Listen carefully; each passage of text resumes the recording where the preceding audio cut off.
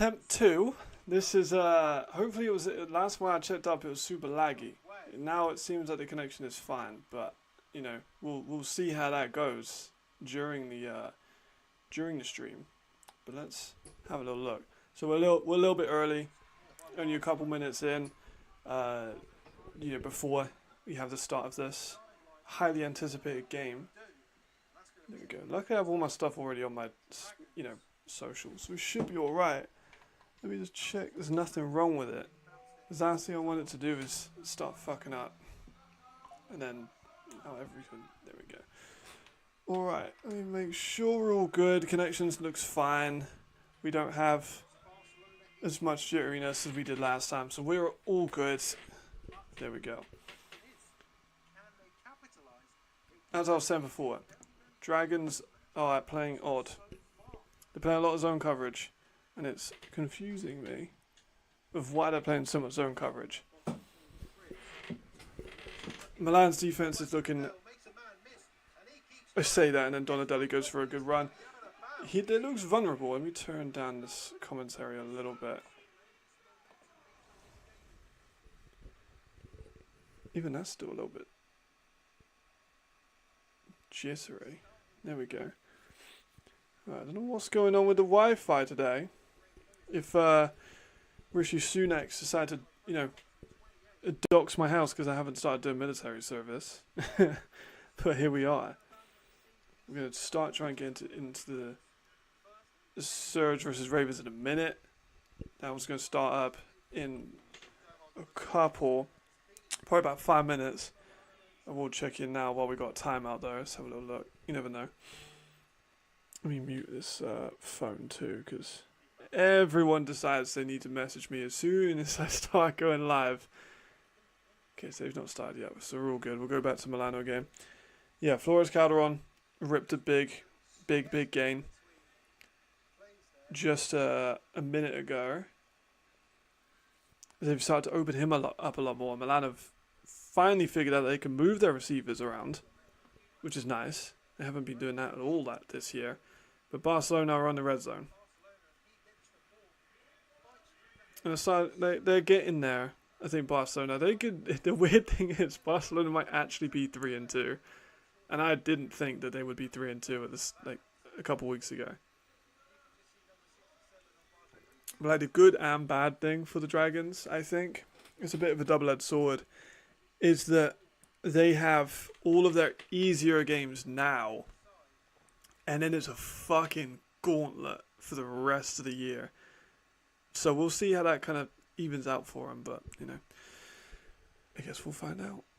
But it's a little bit laggy today. I'm not sure if that's me or if that's the laptop, which is I have been abusing this laptop. I'm not gonna lie. Like yesterday's filming of the Monarchs thing, I might have to do a couple of refilms just because I may have forgotten about a certain UK defensive end who is very good. And I sent it into like a coaches group chat at UE. Like, you forgot, what about him? I was like, oh, forgot about him. So I got to move some stuff around and added another defensive end in. But you know, it's not mistakes if no one ever sees the video. It's all good. We'll see. We're getting there. 3rd and 5 for Barcelona. I am hoping to be commentating potentially next week, like on the ELF. So I won't be live, but I'll confirm that at a later date. But I don't think, you know, we'll see.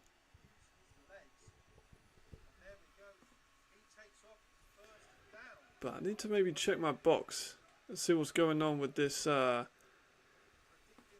this internet issues. I'm not really sure why. You know, streaming's been fine for like the last few weeks, but today it just seems to not be the one. Which would be a shame. We could not stream, that would be a big shame. Dragons in the 1st and goal. Running game's kind of working for him. Not gonna lie, running game's kind of getting there. There we go. A little bit of a maul, like a rugby maul, and they found themselves into the end zone just before the second half. And very good timing, as now I'll transition into the Surge game. Here we are. Sabatini Blues, good to see you as always. Here we are. Right, let's go. Good timing to switch into our game.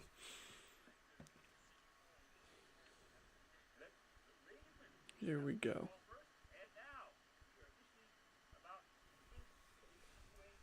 I'm excited for this one. I saw the stadium before. Like, I googled the stadium. It is a very unique layout. It's odd. It's like very sided. I don't know what's the deal with that one, but I like it. I'm a fan. But hopefully this kind of jittering sorts itself out at some point. I might turn my phone off of Wi-Fi. Try and maybe free up the rotor a little bit, the router, whatever you want to call it. Try and relieve some stress off of that. Here we go. Good crowd. 2 and 2 minute Ravens have struggled mightily, and this is the rematch. I feel like they kind of need to win this, and this will be a huge one for them to lose, because if they go 0 and 2 against Surge, then it's not their playoff hopes dashed, but it's kind of like you ain't gonna be able to compete with these bigger boys. Field looks beautiful. Oh my gosh, look at that. Cameras are great. That's amazing. Right, and I've got like a litre of iced coffee to run us through. Right. Oh, I gotta put my polls up. I'm not sure if this will probably get no views, but it seems like the stream is gonna sort itself out for the lag. But let's I don't need emotes. I want polls. As we do. We need Munich. And we need... Oh, here we go. Stuttgart. Munich and Stuttgart. I'm not sure of my German geography, but I don't think they're particularly close in terms of where they are nationally. But here we are. This one's long awaited, man. I've been waiting for this rematch since it first happened, because it's got such it's so important. Like, it's so important. Munich need to win it. They've got Tommy Wood back healthy. Malik Stanley is back in the league. I'm so happy we get Malik Stanley back. I'm such a big Malik Stanley fan. And he's a fucking dog. He's wearing 16. He looks massive too. Now Justin just put a picture up of him just a second ago, and he looks massive. Alright, let's just make sure the Twitter's doing alright. Yeah, so it's Justin Aaron who put it up. Yeah, he looks huge. We'll see how he does. I think he's going to go for $1. He'll go for over 100. I'm going to call it. That's a brave one, actually. He might not. He might not. That might be a brave prediction. Chad looking immediately. There he is, man. He's already making an impact. What's up, Marcus? Good to see you as always. I bet you're gutted that you couldn't go to this one. I'm not sure how far the stadium is. Oh, you're at the game. Oh, fuck. Damn, okay. No spoilers then, because you're going to be a little bit ahead. That's commitment. Very much appreciated, Marcus. Can I see you on the stream now? That's the thing. Right, let's see. Malik's already up. First catch in 2024 for the year left. First of many. Oh, bad drop, Tommy Wood. That's fucking dope, man. That really is. That is awesome. Man, I wish I could be at these games, man. With the UK, I'm stuck here in the UK. Can't do a thing. Actually, looks like it might be, it's kind of grey over in Germany. It's very sunny over here at the moment, which is a rarity. But Stuttgart are currently the favourites to win. which you'd have to agree with, right? You kind of got to go for the Stuttgart win after they demolished them in the last game. But the Munich Ravens are improved since then with Malik. Kind of moving a little bit slowly, starting it up. Yeah, man, for sure. For sure. I'll be squinting at the screen trying to see you. I'm assuming it's just one side. Is it both sides that are full, or is it like just? Or they've just got everyone on one side where the camera's at? There's Chad, the face of my Monarchs poster. He's gonna be a big part of that if it, when it comes out. Just the whole project. We're going after that inside again. This is what I called they would do on my my pre-game stuff. Was I thought they were gonna go and try and exploit the inside of the offensive line. It showed to be quite vulnerable last time they played with just the speed and just the different blitz combinations that Stuttgart have. There we go. Falls down. So Munich, you know, a little bit to take out of that one. You know, a couple good passes. Malik got in early because I think it's so important to get your playmakers the ball early. And he's a massive playmaker. But if you don't get him like any catches until the third, you know, any receiver's going to be disinterested by then. Ooh, surge back up at their like 9. This was a game that started extremely slowly last time. And I think it was, what was it at halftime last time? I think it was like 7 or 6, 7-6 or 6-0, something like that, halftime last time. I think we're going to get more of an open game in this one. Hazelton's in. Did I put Hazelton as 19? I got Hazelton down as 12. I might put an amendment in that. I can't edit the graphic, obviously, but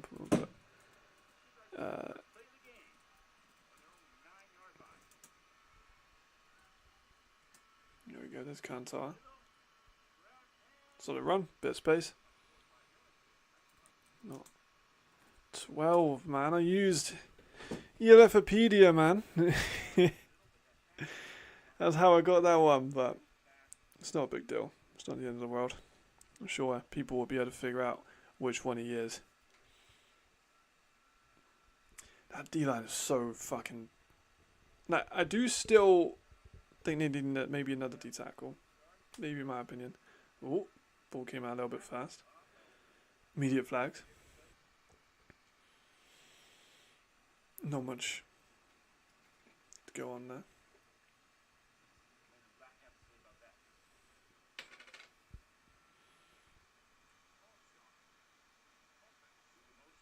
False start. A little bit jittery maybe. Starting up a little jittery. Hopefully not.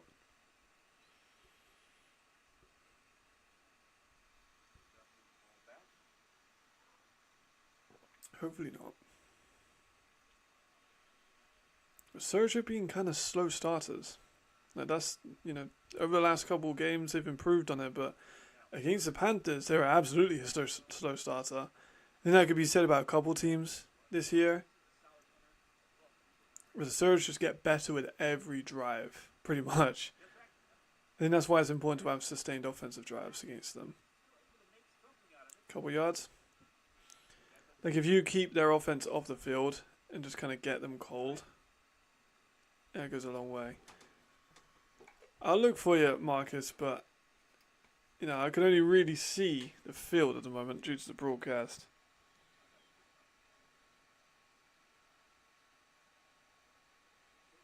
And my Wi-Fi is kind of messing up, so I've got my phone on 4G. It will come through in a minute.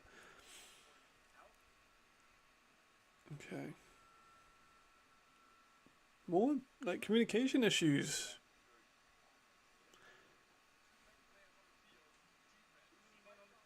On both sides. I mean, too many players in the field.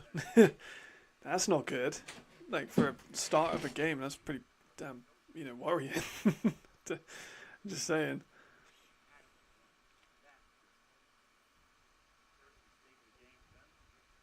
I think too many players on the field might be the worst thing to be starting off with.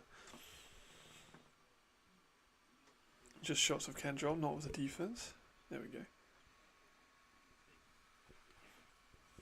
Another run, goes nowhere. Both of these teams are going to be sending a lot of pressure. Because both of them have like a statement D tackle. Like they've got Evans, Yeboah, and then the Surge have Aslan Zetterberg. So they both got very capable D tackles, and to combine that with the edges that they have and the speed at linebacker. Surge do have more speed and athleticism in pretty much every position. Oh, there's Yannick. There's Yannick. Oh my god, Yannick. There he goes. Damn, Yannick Meyer. I did talk about Yannick Meyer in this potential London Monarch hypothesis video that I'm making. I did discuss Yannick Meyer as a player that I would be interested in bringing in. I'm gonna get a lot of spoilers for that one. For that video, a lot of spoilers in this one. Flags.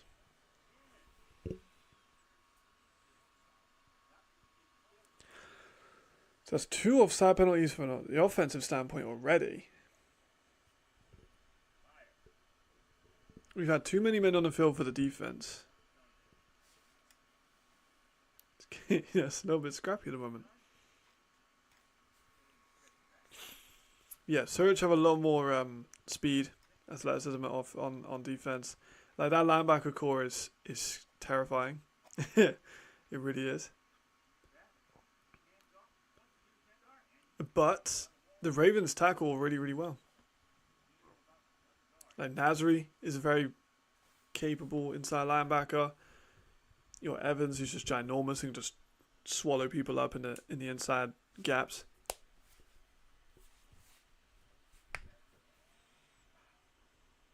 I mean, the corner kind of took a bit of a hit there, but he's all right, hopefully.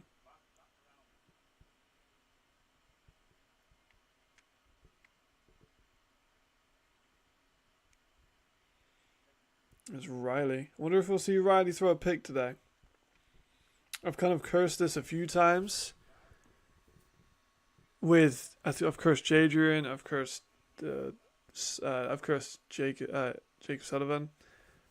I've cursed a lot of people with saying, "Oh, I wonder if this will happen," and it happens on the next play. So we'll see if the next play actually happens. He does actually throw a pick. That'd be quite something. Well, it's going to be another flag. a lot of flags. 4 in this drive alone. 2 on either side. They need to shore that up.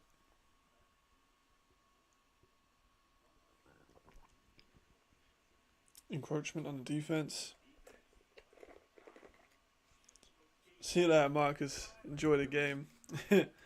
I wish I was there too, brother. Would be good. I'm sure our paths will cross. Yeah, that's it. Blatant encroachment. Doesn't really get much more obvious than that.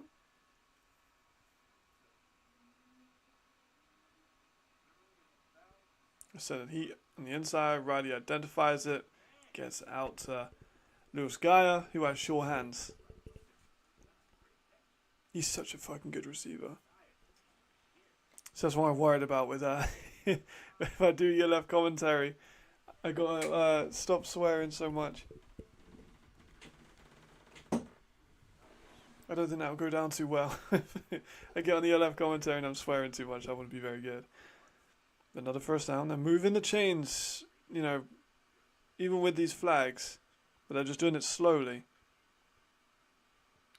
But the Munich Ravens have sent heat on pretty much every play. Which I'm not entirely sure is the best call.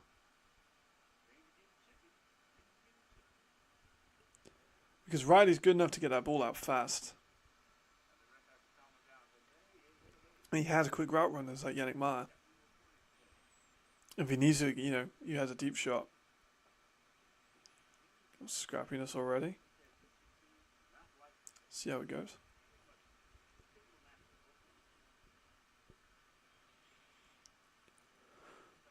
More blitzes.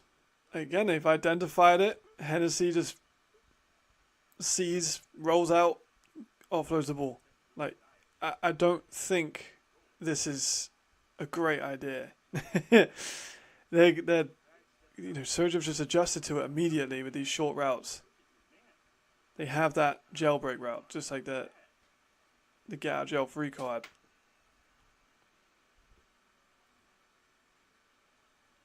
And they're getting 7 yards just off these quick passes.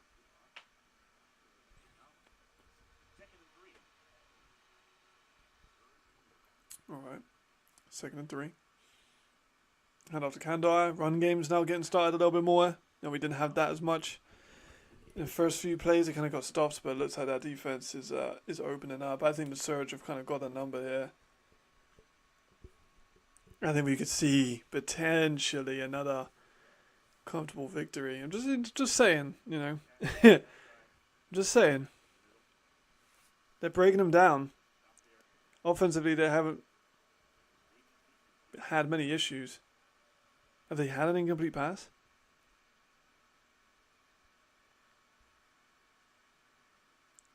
Ooh. Oh, there we go.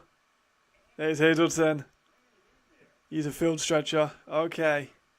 Yeah, I'm pretty confident. I'm pretty confident that they're going to win this game. Look at that release. Off of Flowers. Adjusts the ball well. Gets inside the 5.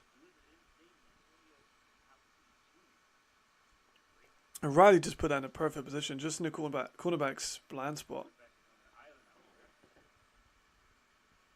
We've got to see a run here. Yep. Goes for a couple. Oh, no, you got to stop back there. Saw a lineman fall over towards the running back. Maybe a half a yard. If that, nothing really coming off that run.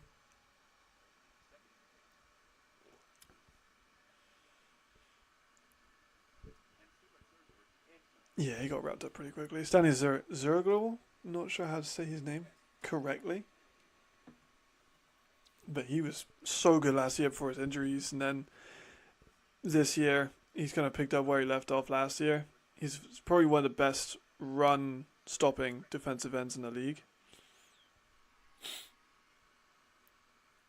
Moving Hazelton around. I think we could get a jump ball to hit Hazelton. Oh, it's inside. There we go. Lewis Geyer. Is that like...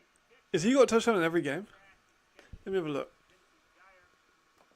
Let me have a look on sports metrics and try and not throw my setup around. Let's see if we have the stats. Because he might have scored in every game so far. He has. Yeah, he has. He's scored in every game. So he didn't play in week 3, but he's scored 3 times in week 4. So I think that makes up for it. I'm gonna tweet that out with my link, of course, of let people know I'm live. That was a great play. Just a hit, like the hitch a little bit outside, maybe 1 yard.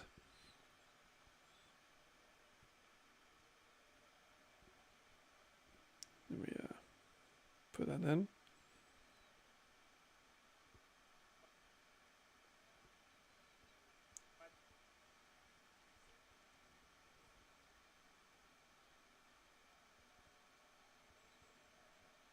My gosh, who would have thought it would be so difficult to tweet something out while someone has scored?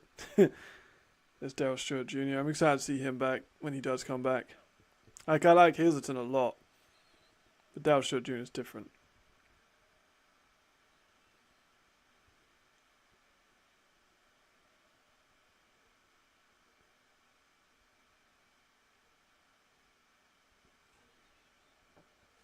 There we go. We're trying to tweet out a little bit during the game just to build up a little bit of traction for it, but You never know, but that's them up. What you love to see. Well, I mean, you don't love to see it if you're a Munich fan, but if you're a Stuttgart fan, living a life.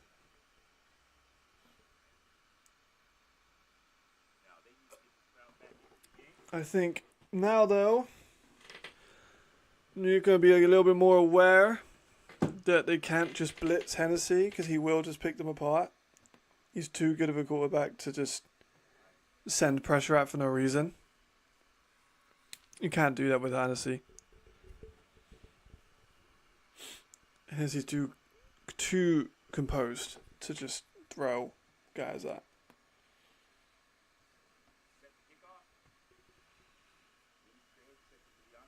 Kickoff taking a minute.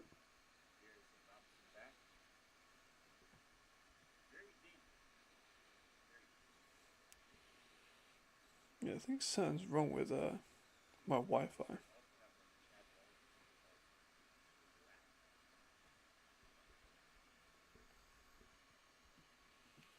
There we go. I was going to say, if he returned that, I would have been very surprised. Looked like St. Robinson was going to return that for a second. Deep inside of his own end zone. Alright, Munich back on the ball.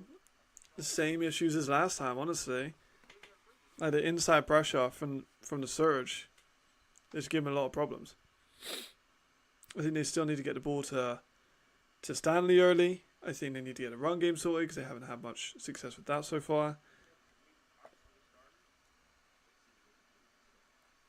But Surge is just so loaded. That's the problem. Surge have got so much everywhere. There you go. There's the run game. It's 10 yards for Rodney. There we are. That's the kind of play I'm glad we're still seeing Rodney too.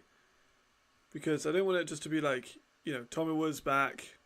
We don't see Rodney again. Rodney has had a lot of success in this offense. And I think it's fair that he gets more carries.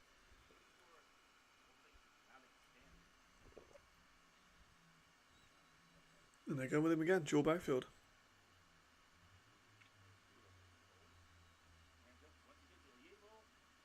Not much out of that one though.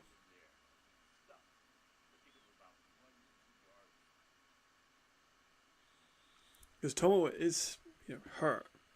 He's coming off multiple weeks out. So he's actually blocking a little bit more than we would traditionally see him blocking. Because he isn't a blocking back often.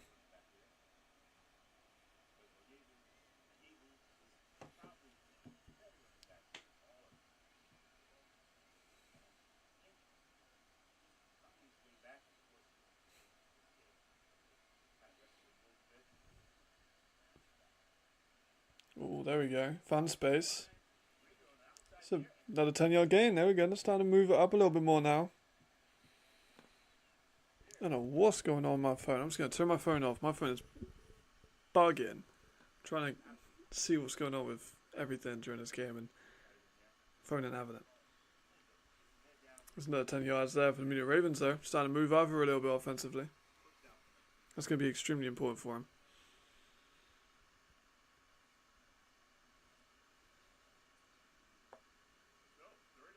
It's Chris Malumbo. One of the more underrated, linemen. I say underrated. He played at Colorado. People don't really talk about him as much as I think they should. They got a former Division I defensive tackle. And I guess maybe you could argue it's just people not massively paying attention to defensive linemen, but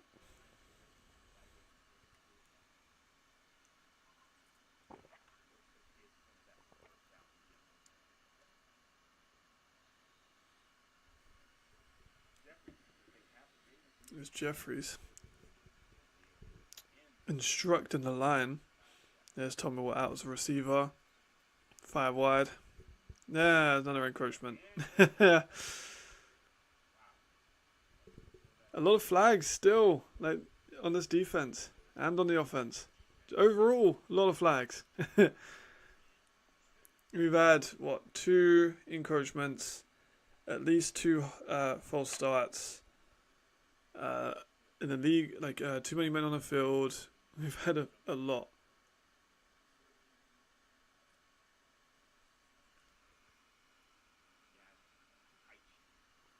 Only 3 minutes left of this first quarter already. It's kind of sort of flown by, to be completely honest. It's been a quick one. Both running backs coming out into the receiver. Oh, they have Marvin Roosh in a running back. Okay. Straight to Tommy Wonder outside. He got that. No 10 yards. They get in these plays. They get the chunk plays. So no, Raheem Wilson. He was a very hyped up player coming into this. I actually need to see him a little bit more.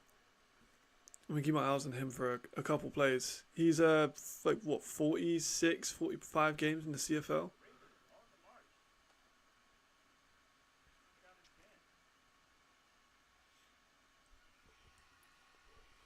So he's an elite level corner. They're going to pitch it outside of Rodney, who gets maybe 1.5 yards. Not much out of that.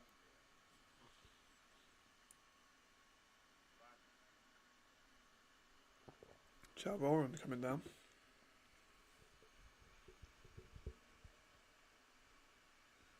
And Susan. 2 players I told to ban this Monarchs thing is Susan Javali and Chad Warren. Lost Surge guys I'd be interested in bringing into that team if it was real, which it isn't. More running back motions. I think they've started the last 3 plays with a running back motion.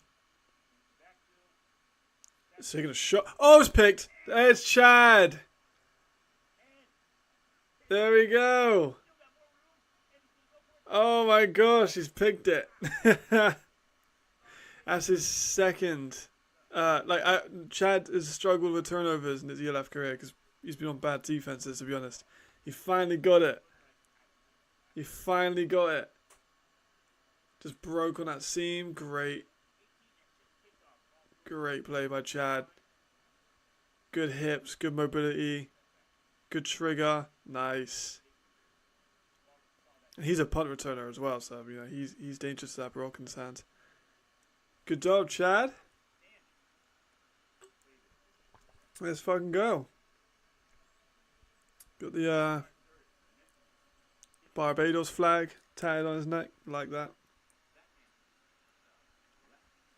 The Bayesian trident. Alright, Sergio back on up there, gonna take a shot. He's going deep. Oh, he's got a man. It's hit. Oh, shit. Oh, he scored. 1 play was all it took. Hazelton.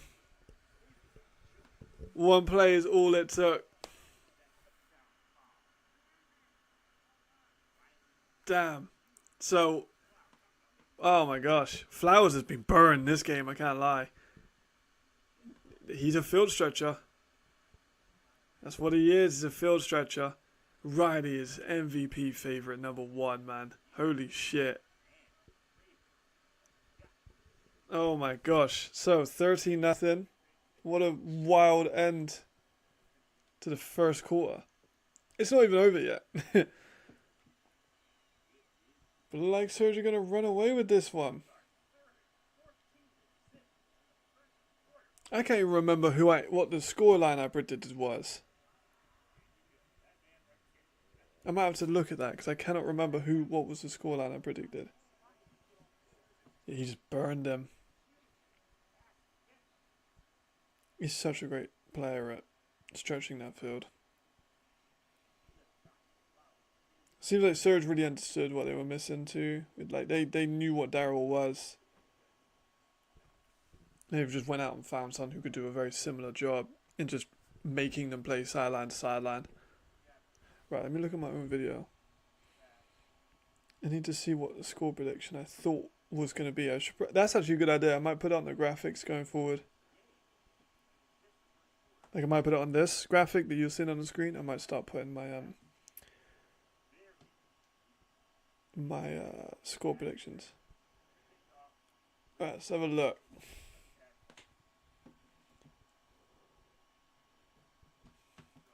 Because I make those so early in the week. I literally make them the Monday after the games.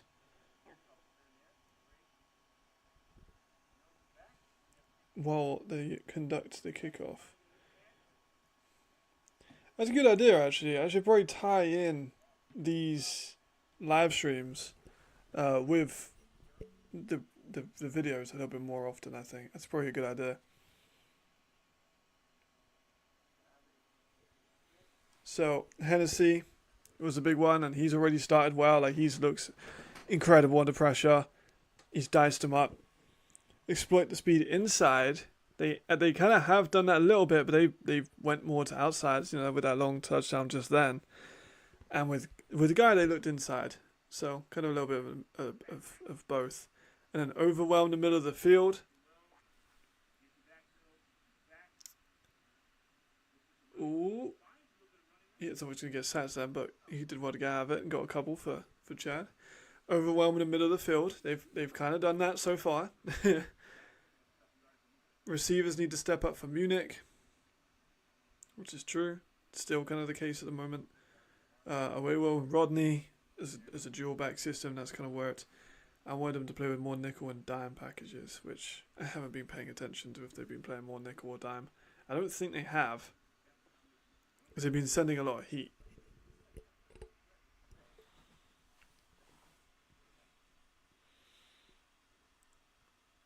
Short pass out. Worked well. Oh, there we go. Malik Stanley's off.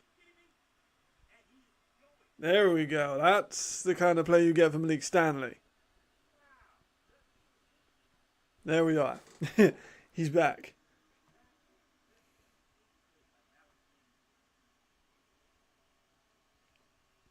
Alright. Just a short hitch. Bro's a tackle of 3, 4, 5 guys. That's extra size coming in. He looks fucking massive. He was already a big receiver, and he looks even bigger. That's the end of the first. It's been quite a good first quarter. We've had the Ravens defense has been diced up. We've had the just clinical first drive of Hennessy, finds this guy for the touchdown, another touchdown for him. He's looking like an all-star lock-in at the moment. And then they get back on the field. Chad gets the interception. Next play, Hazleton for a long one on Flowers. Munich get back on the ball. And they get Malik Stanley involved for a big gain. So it's kind of coming in. Okay. There we are. First quarter. Done. Quickly. It was a quick first quarter. Let me check back in with the other games while I'm at it. So Raiders Tyrrell versus Heltevik Mercs is... Alright, they're coming into the third, They did it at halftime, and that's 10-7. It's just been a fumble as well. What great timing. I'm not sure who that's going to go for. It's halftime in Barcelona and Milan. Let's go back to our game while they set up for 14-0.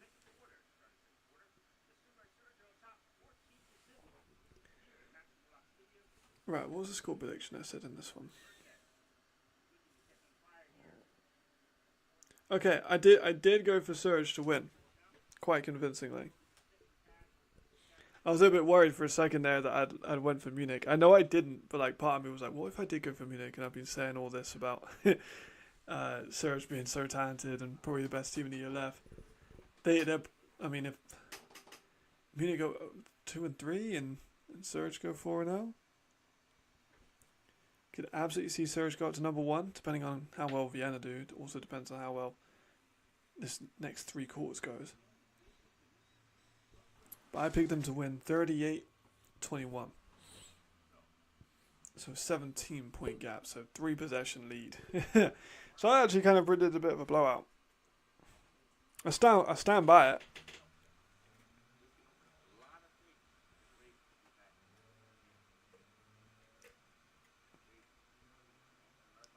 There might have been another false start there, but no calls. Nothing from the offensive line in terms of blocking there.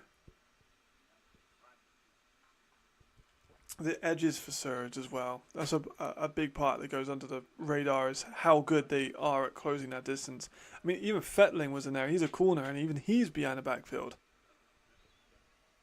That's why he's elite cover. Elite corner in general.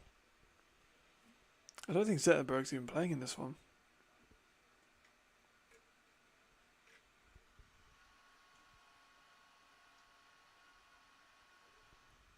Oh. Maybe miscommunication, run out of bounds. Looked towards Malik, but didn't have the ball anywhere near him, really, to be honest. Man, who would have thought? Such big plays.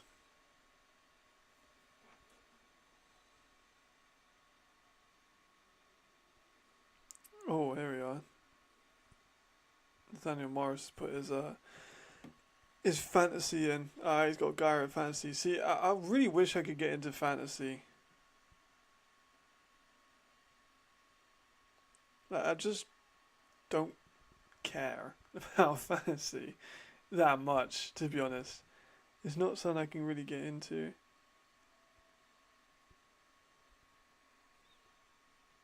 And it's so popular. I didn't realize how popular fantasy was until like a few years ago. When I was playing Premier League fantasy, and I would do I'd make my team and then I'd leave it for the whole year and I wouldn't touch it once.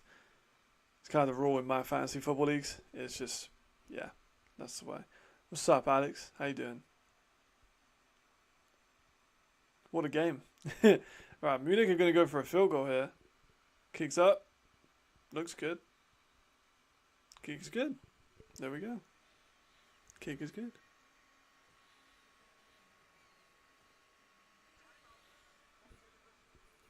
So it's still 11 points. But yeah, fantasy. I'm not a fantasy guy. I struggle to get into it. Like I'll make the team and I'll be like, oh yeah, I like the way this looks. And I'll just be like, whatever. I don't change it. If the ELF had you can make your team at the start and you can't change it ever again, I'd do that. I'm not sure who I'd have. If I had Riley, I'd be winning at the moment.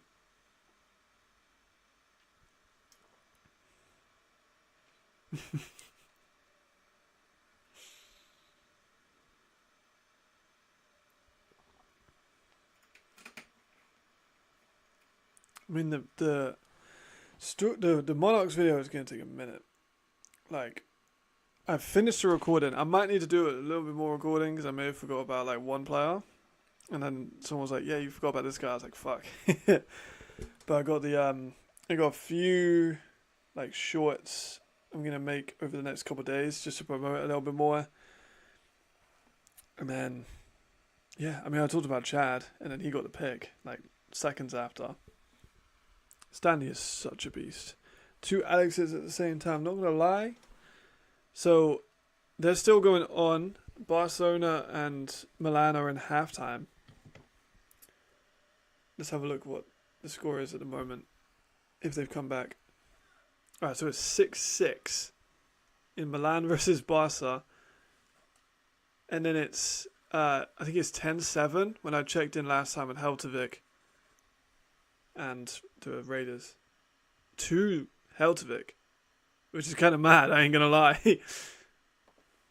If Helvetic could beat the fucking Raiders, that'd be unreal. I think they could honestly make 2 UK teams. I have the O-line list. I'll give a spoiler for the O-line, because we've talked about it before in this one about how good the O-line is of the UK. And let me get the full list. Where is it at? So I talked about 18 offensive linemen. I try to keep it brief, but I did go a little bit overboard. I haven't been watching the Tyrrell one. Last week it was poor. I haven't seen. I'm watching just this game. I watched a little. I watched the first. Nah, not the claymores, man. People talk about the claymore. I don't want the claymores. I also think that would be really bad for the league. Like, I really don't think that that's the market for it. But people seem to be really obsessed with the claymores. Like, I see a lot of the other fans in ELF are like, "Oh, bring the claymores back." I'm like, "Nah, man. Like, get a London team, absolutely." But I don't think a Scottish team. And it depends about if you have. Oh my god, the ball's out. No corner whistles. It depends if you have English and Scottish. If you start doing English and Scottish homegrowns or British homegrowns, that's when it gets complicated. You'd have to do it as like British. And also, no, I did not hear about Shaq. I'm assuming you're talking about the offensive lineman Shaq.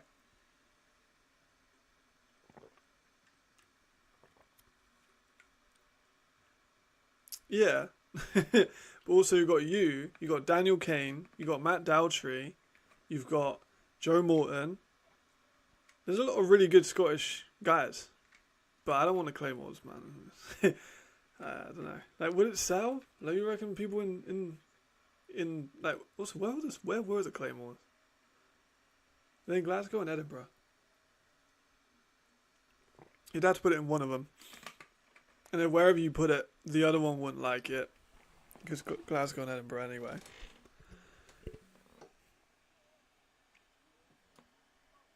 Oh, really? That's a damn shame. Any reason why?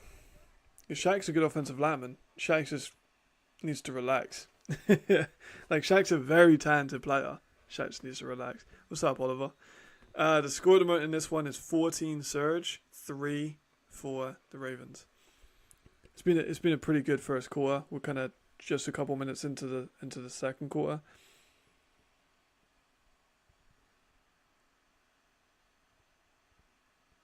But Hennessy's been spectacular. It has a bit of a wobbler, but it still went for a 20-yard gain. Like, kind of mad how we can get away with that.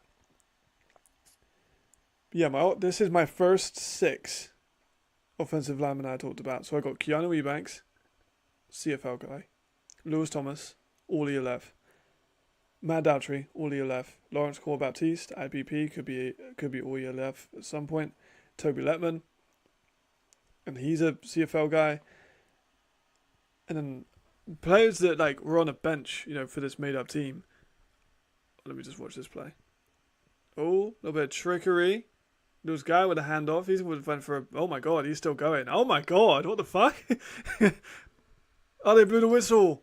Oh my god, they blew him out. He was just dancing around them. The fucking Munich Ravens are like shit there, and they couldn't tackle for nothing. What the hell happened there?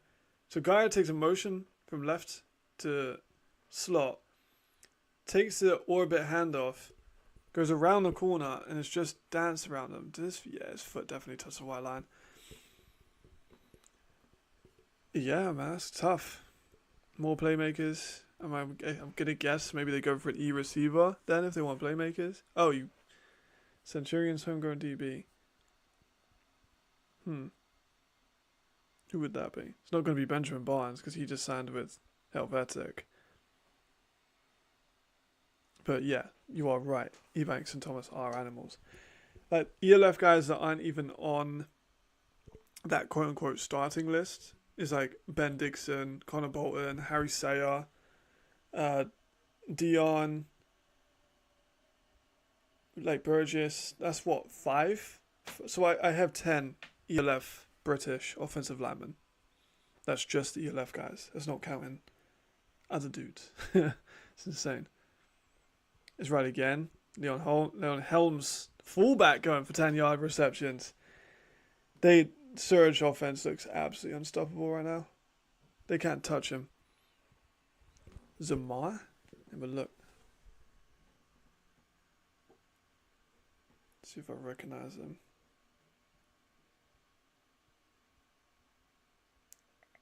Zamar, no, that's a photographer page.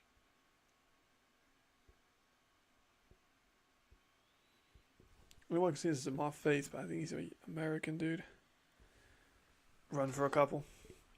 Not much out of that for Kai Hunter. Yeah, Zamora. No idea. No idea. Did he get cut this year? If he got cut, I might be able to see him on ELFopedia. Or was he there like last year?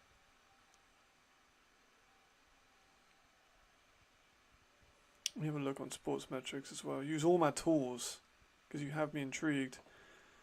Because GFL 2 is compared. I haven't seen a lot of the German football leagues. There's no Zamars in the league.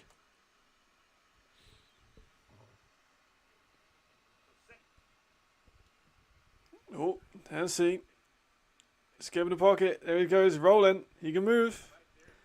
2 or 3 yards. Makes the one a little bit easier. Zasha.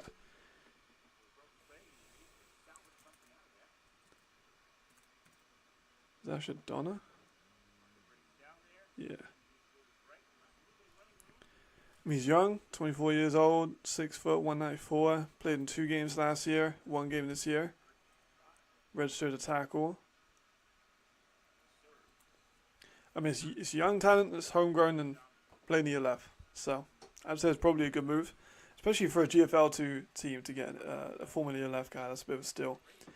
I haven't watched much GFL film this year. Like, I'll catch the highlights and stuff like that every now and then. And of course, I have players I will check in on. But I don't think I've sat down and watched a whole GFL game this year.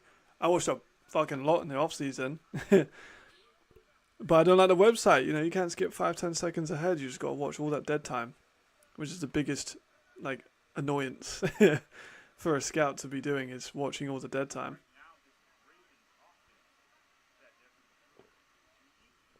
Yeah, come down to GFL 2 is a good move. Who's winning the conference at the moment? Let me check that. GFL 2. We've got some time at the moment. They're still figuring out what they're going to do after a timeout for 3rd and 5. So we've got time to go on side quests. Alright, here we go. Let me pause my side quest. Right, they're on a 19, 3rd and 5. Hennessy. Looking right, looking left, scanning the field. Don't want to dart over the top, but a bit too high. 4th down. Alright, so I want GFL 2 stand-ins.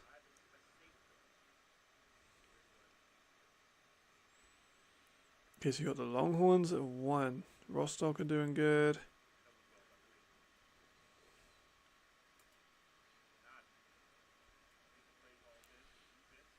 Okay, so Panthers are 0-1 so far. And also Longhorns. Close one, though. Oh, that was May. Right. Wait, what?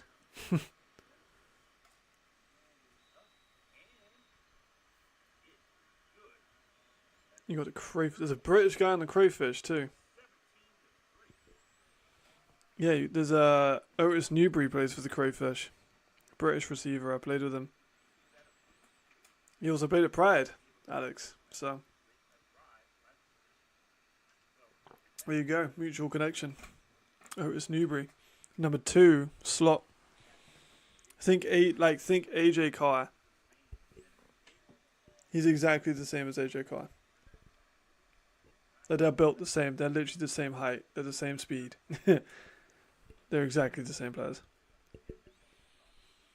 It's a shame. Yeah, man. Me, Otis. I played against Otis in practice. Obviously, actually, no, wait. I have Otis. I played with or against in nearly every level of football. So we played each other in in a Bristol community league. We played against each other, and he was a quarterback back then. And then we played it with each other at Pride. And then he went to Exeter, and I went to University of Bristol to coach, and he went to Exeter to study. So I coached against him, and now he's in Crayfish. He spent a season at CJFL as well. Yeah, he's exactly the same as AJ. Like, they're the same height and the same weight, exactly. Like, scouting is all about comps and like comparing a player to paint a picture. There's absolutely no one else who could compare either of those two than each other. He's a regen, and they are different. They're better at different things, but they are still very similar. I need to see AJ put a bit more size on now if he's going to compete at the next level. I think I'm saying that Oat struggles with too, but Munich are back on the field. More that inside pressure. Now they're really going for that inside pressure. No flags. Shot in the middle is caught for a good game, but pathetic fucking hit Roosh, but he came onto the ball. That's what I want to hear, man. More players, the better. That's what I want. More players at Yui. Because I'm going for a third ring. The team has 3 rings in the last 3 years. The team's got a 3-peat, but I don't have a 3-peat. And I want a 3-peat. I've got 2 rings. I have one over there that I showed off to Khaled. Because when Khaled was in the stream, obviously I won that one against Khaled. There's Malik Stanley for a gain of about 6. Have you seen the silver rings that we're going to get with Yui? I think they're on the Instagram page for Yui. They're beautiful, beautiful rings. Probably my favourite ones.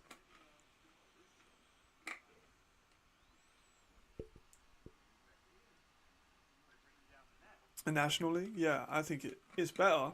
It's so much better. But Pride aren't in the National League this year. Which is tough. Like, real tough. I would like to see Pride in the National League, but it is a lot better. Oh, Tommy got blasted there by Wilson. Like, the National League is going to massively improve the football in the UK because without the National, we like, I'm not sure if I should be saying this. We've wanted the National League for a really long time. Well, I personally, just me. I'm not speaking on behalf of the team, but I have wanted the National League for a long time because there's no point in us beating, Cardiff 98-0. It's boring for everyone involved. Like, I realise how disillusioned I am to winning last in the final against Durham when they were like in our 20-yard line right at the end of the game. Here's Chad got the sack. Holy shit. Chad's got a sack and a pick. Warren's on a day. That's what I'm talking about. British safety coming off the edge. Helped by a British linebacker who took the offensive tackle. That's what we love to see. Yeah, that's what I was saying. Yeah, so National League. It's just they're on like a 20-yard line, and I was generally like, if they score, like this season is like finished. For me, like I'd be so pissed if they scored, and I didn't see my team concede a point for the whole year, and I felt like I would have lost if I saw my team concede a point. So I definitely need to be grounded a little bit. I feel like I've got to lose a game, otherwise that might become a problem. Pretty. Yeah, so far. I'm surprised the Aztecs haven't been better. I really thought they'd win the league. 6 minutes left. Surge had the ball again. Because they kicked the field goal last time, got themselves 3 extra points. Going audible, stretching out those linebackers. Wonder if they use the middle of the field, like I said. Kinda. 2-yard gain. Maybe 1-yard gain on the run.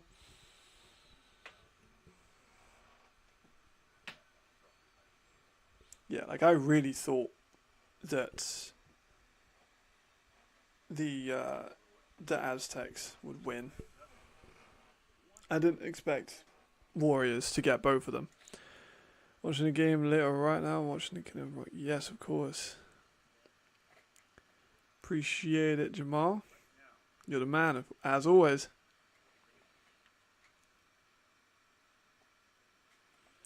Big up. I would love to cheer on the Broncos, Jamal, but like, I have friends in the Dragons. I need to check that score actually. Let me. But my Wi-Fi is already tripping, as it is. It's having a bad day, so I do apologise. It's a little bit jittery. So I'll have to check in back in this with this CEFL. Yes. But Broncos, man. Definitely see a few players going in. Yeah, Chad's doing good. Chad's doing real good. I've been following Chad for 5 years, 4 years, since he was at Algo Comets, and then before that he was at Hertfordshire Hurricanes. Oh fuck! Damn, and there's Madre over there too. I'm happy that Madre's back in the Europe. I'll tell you that. Oh, here's Riley, rolling out right. Ah, he's got sacked by Evans. Damn, he got fucking blasted. Damn, I hope he's okay. That was a big hit. Oh, please. Do not get hurt. I do not want to see NSC get hurt. Yeah, Chad's a baller. Chad's always been a baller. He just got injured. That was the only thing stopping Chad from being this good is just injuries. And he was, I said at the start of the year, I was happy that he's been able to be on a good team. Like, he was a good player in Istanbul. I think he played. I'm pretty sure he played in Istanbul. He was a good player in Cologne. Yeah. Oh, Yannick with a bit more space. There he goes. Yannick Meyer's such a baller as well. With Surge team, it's just crazy. Keeping Madre in check. We did have like a 50-yard run. How's he doing in terms of like receiving? Because, of course, the big argument in the ELF is about like, do running backs work? American running backs, blah blah blah. You know, me and you go on about that for years.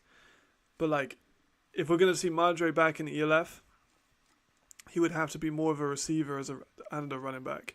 So is he getting out wide much, or is he just staying behind the line?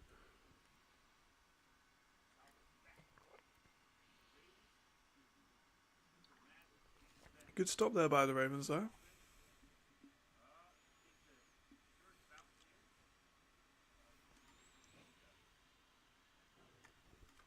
Yeah, I would like to see him space out. I need to check the other scores too. Not much receiving. I think that would be important. Because let me have a look at that actually. Did we see him catch many balls in Cologne? Let me have a look. There's flags in the field anyway, so they're all discussing that while I look.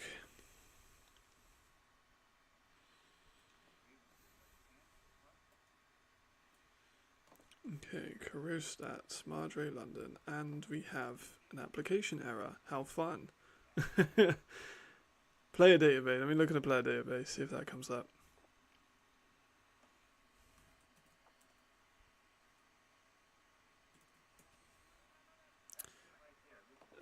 He's not even coming up on the player database.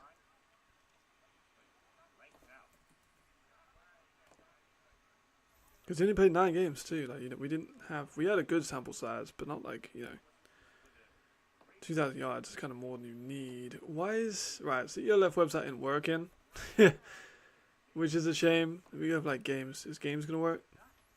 Okay, games is gonna work. All right. So receiving, yeah, he didn't catch out of backfield very often at all. His ELF high is 33 yards. He got one receiving touchdown, so that's a concern.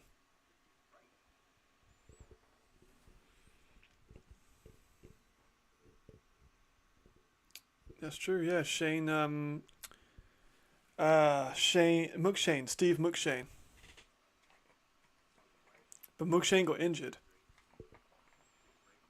And me and Coach Armstrong are close, so. Because obviously Armstrong works in the Dutch national team, and so do I.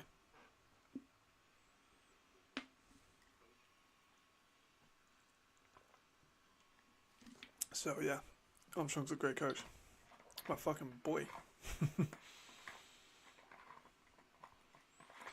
Is that a political thing?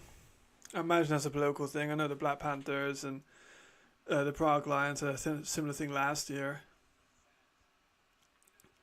Like the Black Panthers went undefeated in the AFL, while Prague still have not registered a single real win in the ELF ever. Now now the Black Panthers are bad in the AFL. I'm not sure if some of those players, a couple of them definitely did move over.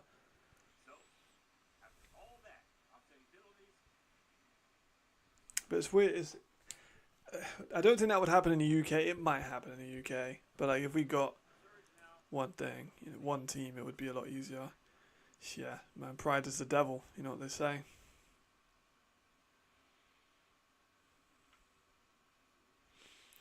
Like, I don't know, man. It's football, isn't it? People are very territorial. I mean, me too. Someone said when I was doing the ELF broadcast, someone was like, "Are you from Manchester?" And I was like, "Manchester? I'm not from fucking Manchester." Like that irked me. Like I was actually annoyed that someone thought I was from Manchester. So it's it's a pretty common thing. Oh, flags and a punt. I don't know who Buff is, but I'm gonna guess he's a highly respected coach if he would be able to bring two teams together.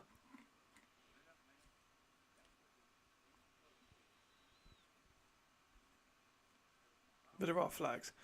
Like a lot of people said to me when I was doing research for the London Monarchs hypothetical, people were like, "Oh, get Tony Allen as a head coach," and I was like, first of all, I'm getting an American head coach because I'm not going to get a British head coach, and Tony Allen's also retired, which doesn't help. But Jeff Buffum, can't say I know him, to be honest.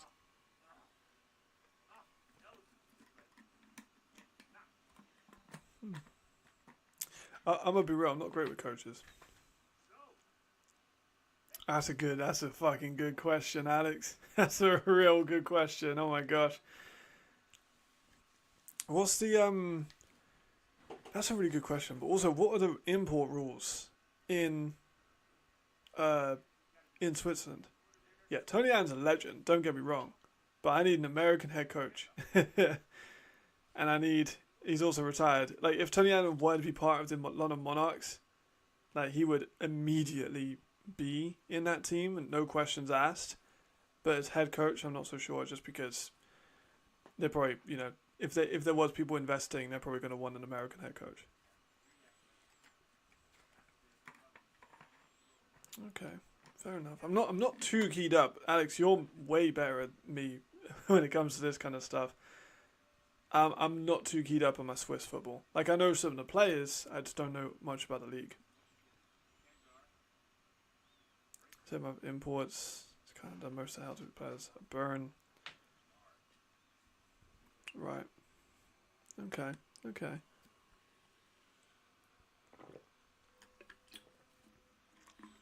So the Broncos would beat the Mercenaries? Is that what you're saying? Sounds like that's what you're saying, man. Battle of Switzerland. Hennessy 3rd and 5. Taking a shot of the mid. Oh, it's his first pick of the year. It's his first pick of the year, guys. Just before the half. It took 5 weeks and 3.5 games. But we finally saw a pick. Like, not that I'm looking for him to throw a pick, but it's an interception. It was a pretty poorly thrown ball. I think he expected the receiver to get. He was calling immediately for a holding on route interference, whatever you want to call it.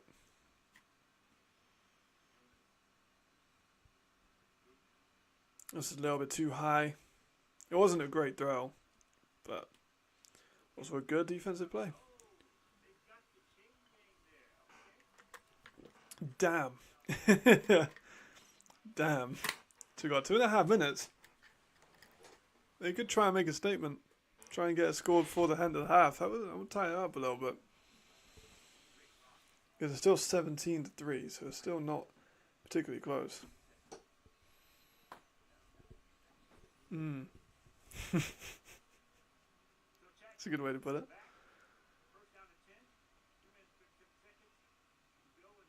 Oh, Jeffries, that wasn't very composed.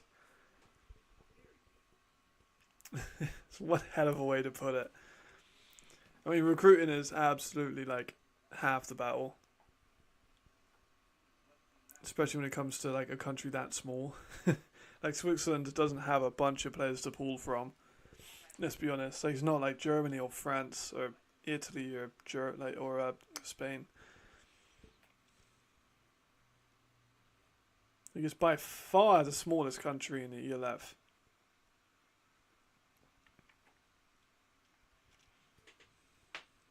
But they do have a pretty good youth system in Switzerland. 1 or 2 good players out there. Like, youth programs out there. They have more of a youth system in Switzerland than they do in Hungary, that's for damn sure.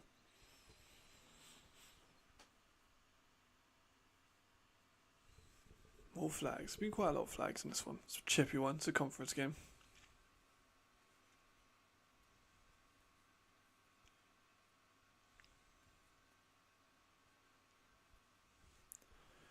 Surge trying to go 4-0.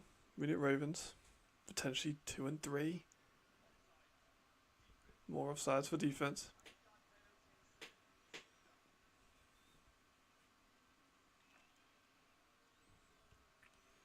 Let's see what they got. The polls kind of closed up a little bit now. I mean, to be fair, Jamal, I could start the O-line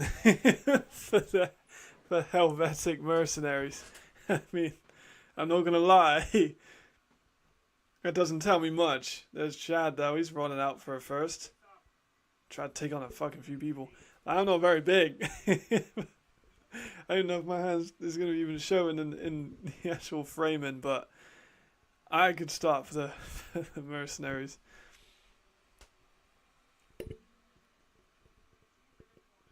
They need to sort that out. The offensive line for that team has been poor since week 1.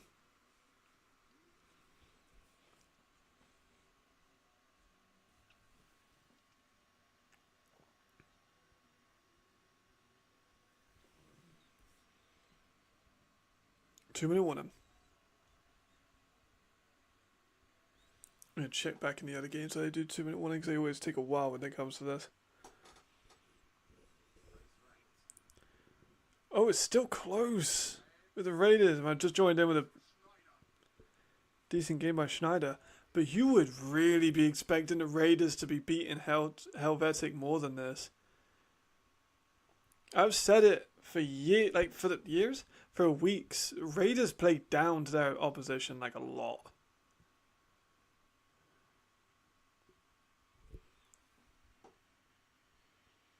Let's check Milano versus Barca. Oh, okay, that one's close. That one's 12-13. That's kind of how we expected that one to be. Incredibly interesting. Milano could get a win there, okay? Alright, they're still doing ad breaks. We'll go back to the Helvetic game.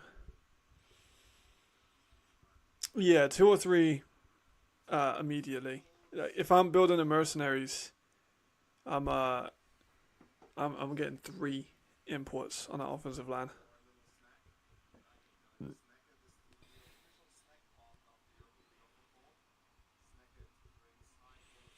There's actually one Swiss centre, Lenny Kistler. He would start in that ELF team too. He's a Yui guy. Yui Bullets. He's a Swiss centre. Undersized, but has great leverage. Number 1, defense, how to fix stats, don't lie. I mean, Jamal. They played the Milano team and the Dragons teams. I'm just saying. It's up 14 to the Raiders, 10 to the Mercenaries. So it was still very close.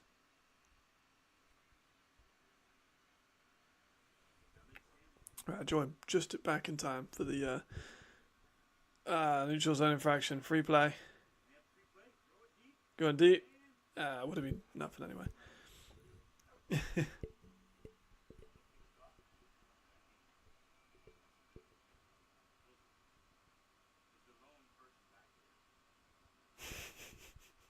Just stats. Yeah, just the stats. Let's not look at the competition that they played, you know. Just the stats is fine. I mean, to be fair, the Helzvik defense has never been the issue. On today's top performer, I mean, probably Geyer so far. He's got a touchdown again. Hennessy, but he did just throw a pick. Oh, it's Chad. It's Chad.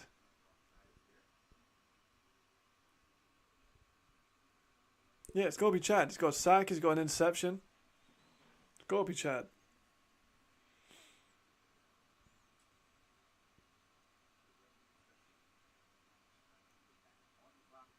Like, Hennessy's been spectacular. Like, still, like, you know, Hennessy's an MVP. I think he's got a really strong chance of getting MVP this year. But when Chad gets a pick and Chad gets a sack, kind of hard to argue against that.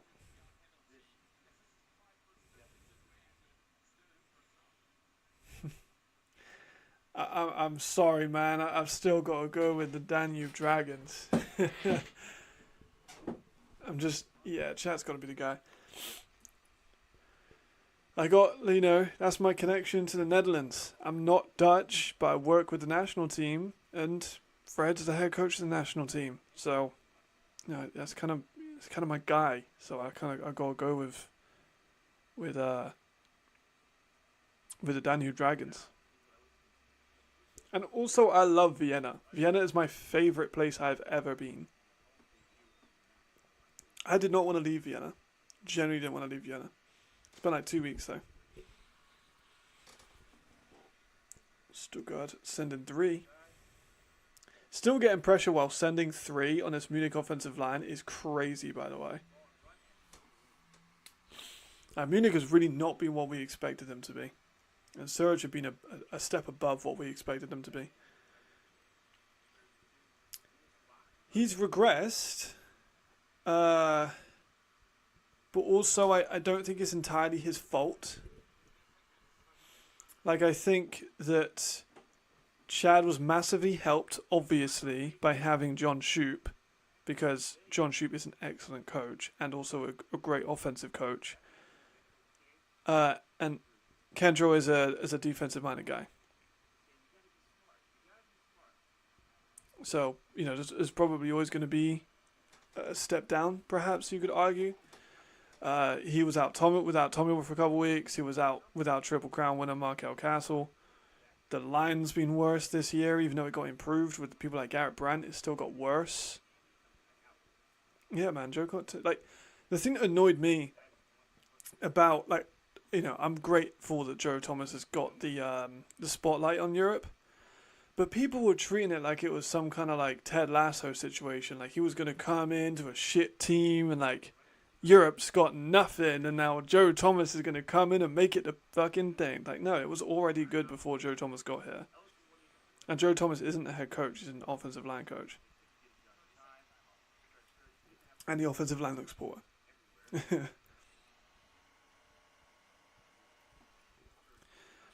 Yeah. There's different strokes though. Jay doesn't have a number one receiver at the moment. He's got injuries. And John Shube isn't the OC. Ryan, he's the quarterback coach. Andrew's still OCing. German army there. It's pretty bad. Oh yeah, of course, it's in Stuttgart. That's why Marcus is up there. That's why Marcus is boys.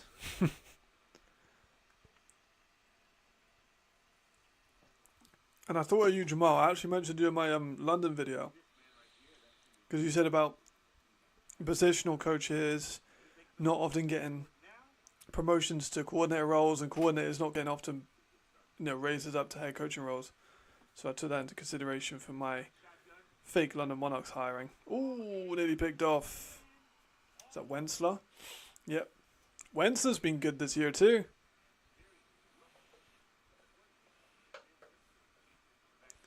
14-14. That's a close ass game. I'm gonna have to watch that one. Obviously, I'll be on the ELF live on Monday, so I gotta watch all the ELF games. I gotta do my power rankings and stuff for Monday. But 14-14. Oh damn! Safety, shit. Little tunnel screen, not much going on there though. Simeon, such a physical linebacker. Like, how can you just throw Markel down? Like, throw Malik Stanley down? That ain't easy to do. But Simeon can. Crazy strong. Also rides motorbikes, which is pretty badass. And I mean, like, rides motorbikes, like when with their knee is on the floor. Simeon does that. Speaks to his balance. Just saying, transferable skills. A big win. I guess the Prince of Yeah, I like that. If they beat the Raiders, I've said the Raiders play down to their opposition, and people are like, no, they don't. Yeah, they do, man. Like, Raiders will play down to their opposition, and Helvetic do have a good defense, and you should be switching quarterbacks every week. And I like Carlton Aiken. I like Carlton Aiken a lot. I think Carlton Aiken is slept on. 48 seconds left of this half, and I'll tune into that Helvetic game. Let's see what the score is over there. We just had a big first quarter. The second quarter's been a lot slower. I think teams have kind of closed back up, been a little bit more safe.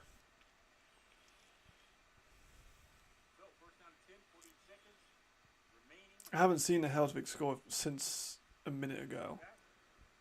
Oh, Hennessy fumbled the ball but recovered it during the sack. Surge offensive linemen, they've not been great.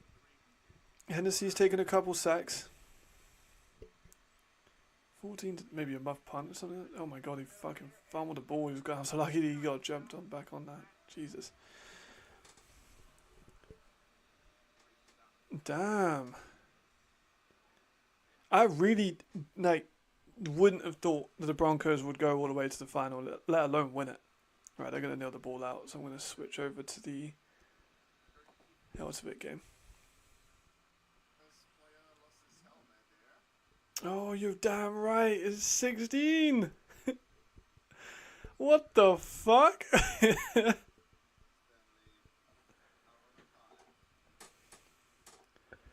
And they're on offense. Could we see the mercenaries go up convincingly? I don't think you're allowed to continue tackling while you've got your helmet off. I think that's against the rules, right? I know it wasn't Bucks. So, yeah, the mercenaries, this field is awful. Holy shit, what the fuck? They're playing on a football field. They're playing on a European football field. There's AFB. There's AFB. Decent game. There's not even lines on the field. What the fuck is going on?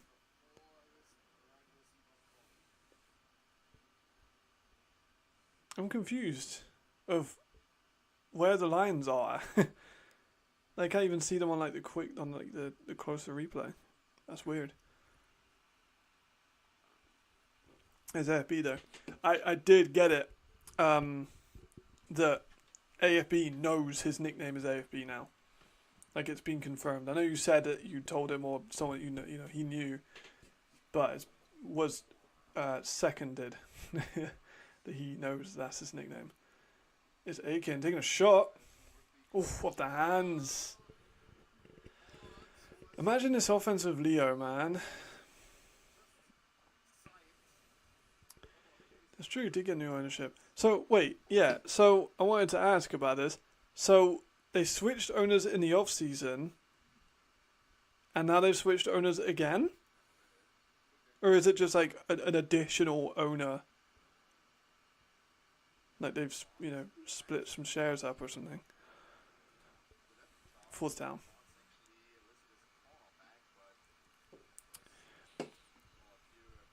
I still would have loved to see Leo on this team. I really don't get why they went a different direction.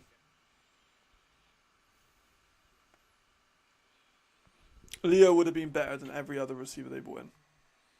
No, I'd scratch that. Leo is better than every receiver they brought in. No disrespect to Anton or I can't remember the French fella's name, but Leo is a baller.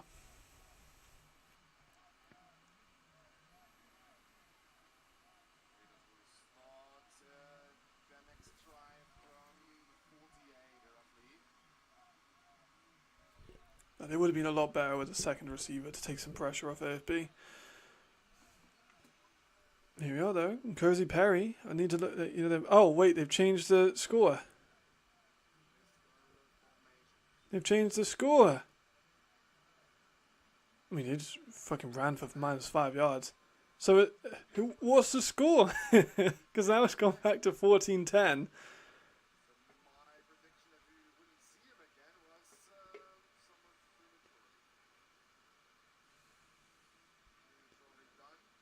Now, run defense. Like, they do have a good defense. I'm not denying that. Best in the league? No. Very, very good? Yes. It's kind of weird how that's worked out. You got a bunch of really talented Swiss national players, but really only on defense. You got Folk, Big Mike, Tim Haney. You've got Sherman. You've got who else? I'm forgetting someone. And they're all on defense.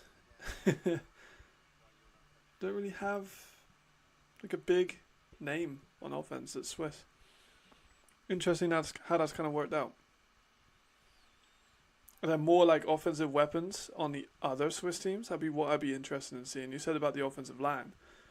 There's in Cozy Perry. Out to Schneider. I'm so happy they're using Marco Schneider more. I've been saying this for weeks.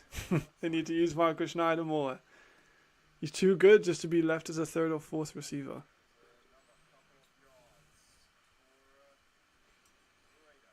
My first player... No, I need to rewatch that Schneider video. My first American football video on this channel was about Marco Schneider. It's just after the European Under-19 European Championships, where he won. Yeah. Running backs, though.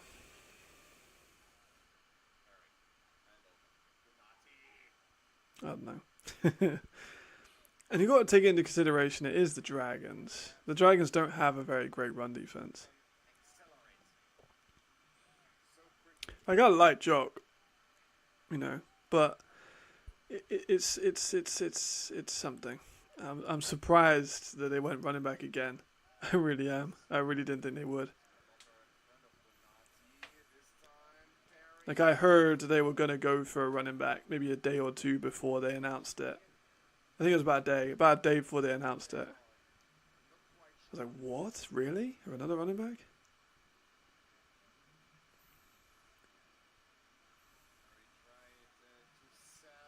I need to see Cozy's accuracy too, because he was not very accurate in Miami.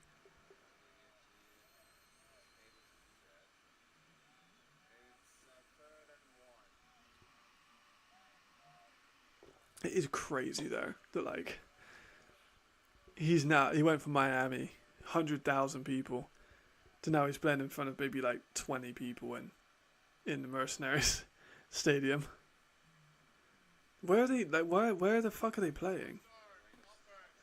Because this isn't their normal deal, right? This isn't their normal place.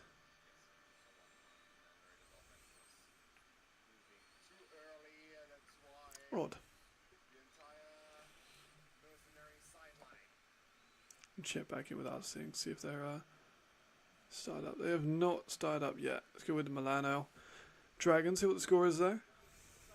Oh, they've just scored. Shit.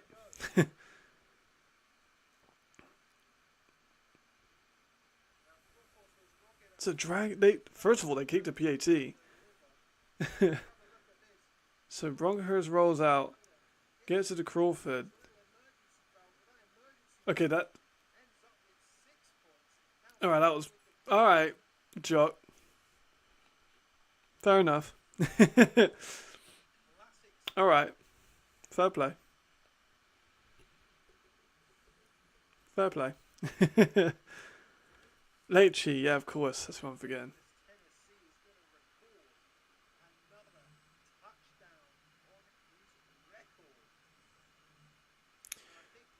You know, all commentary is always very awkward without the crowd noise. Okay, let's go for about CE4 games started yet. It's a little bit more of an event, obviously, with the big stadium, so probably going to be a little bit longer for halftime.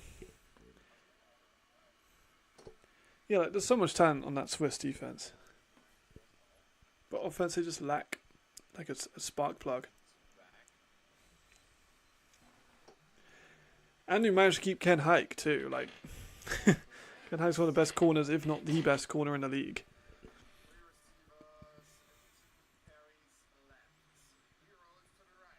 Cozy. Oh, nice run by Cozy Perry. Hate to say it, man. Hate to say it, Raiders have scored. They go up 2 possessions now. Roll out right. Looks for Chafin, got Ethan open. Bonatti with a key block. And then just spins in. Spins in. Pretty poor tackle there by the Mercs, I can't lie.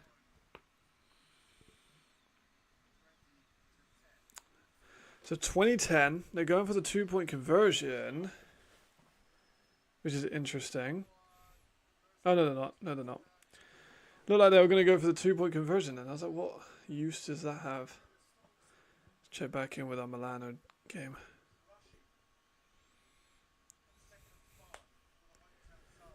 It's the Dragons again. Such a cold jersey and such a fucking weird team. Like, I feel bad for the 4th down fiasco fellas that support the Dragons. That's a tough team to come in and support. Supporting them a couple of years ago would have been really good.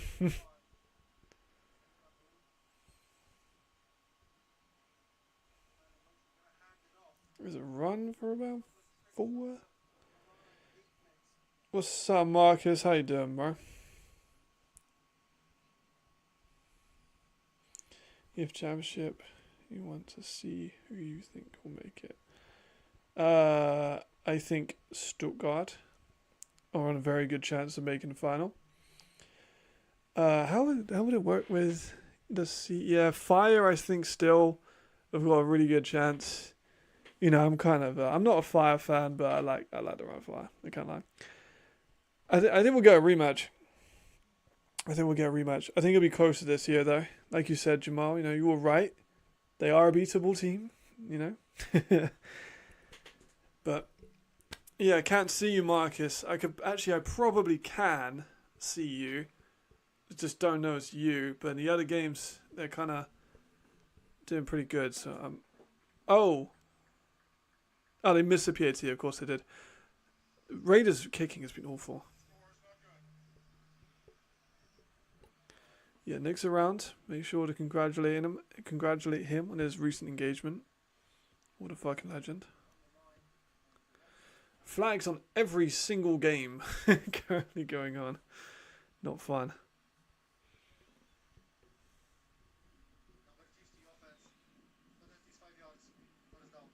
I'm going to let that one go. No, nothing's going on. We got kicks on one. We got flags on the other. We got halftime on the last.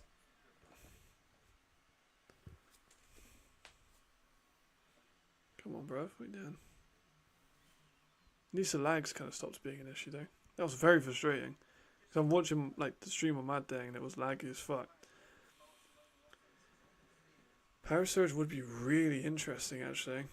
Power Surge would be quite close. I'm not sure if Paris have the... like Paris have got such a strong team. But I'm just not sure. Viking Surge? Can we get Viking Surge? I'm not sure how that would work.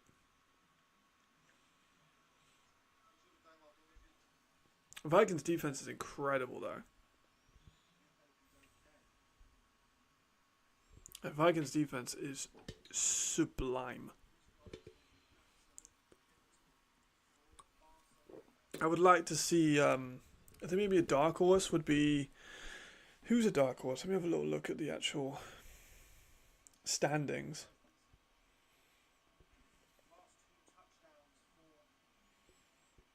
Where are you, Ellie?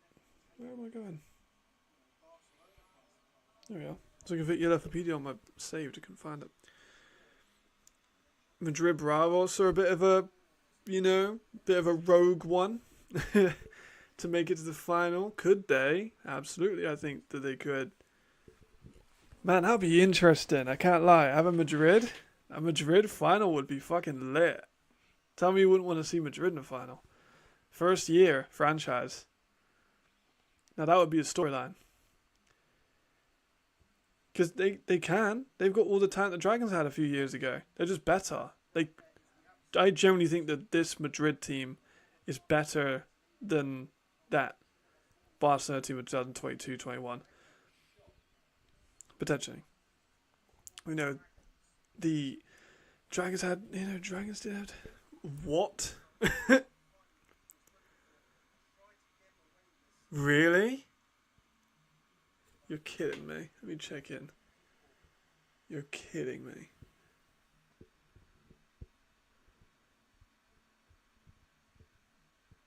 Why? I'm not gonna lie. At what point, if you're Carlton Aiken, do you say, I'm not doing this? Like, I'm not having a DB as a receiver. Just sign a fucking receiver. You had Leo. Get Leo. I'd rather play Leo at receiver and DB than play Benjamin Barnes at receiver and DB.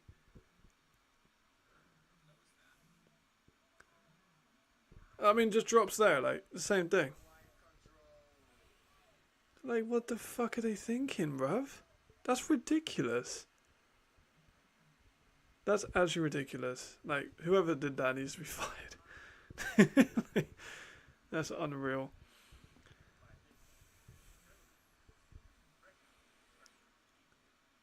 Now, the thing that's different between the Dragons, or the old Dragons, and the Bravos, is Dragons did have amazing coaching staff too. Like, they had Andrew Wandinger, who won Coach of the Year. So it's kind of hard to top that. I think I know what it is because, me and Leo played together, and everything. So I think I know what he's talking about. But he's playing out in Finland, man. Like, he passed medical tests. Like, I would like to see him here. If not, let me pull up a board. Let me see if I have a board on hand.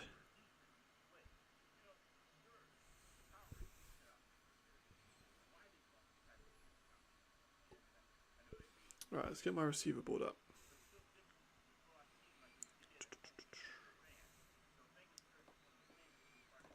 Let me sort by grade.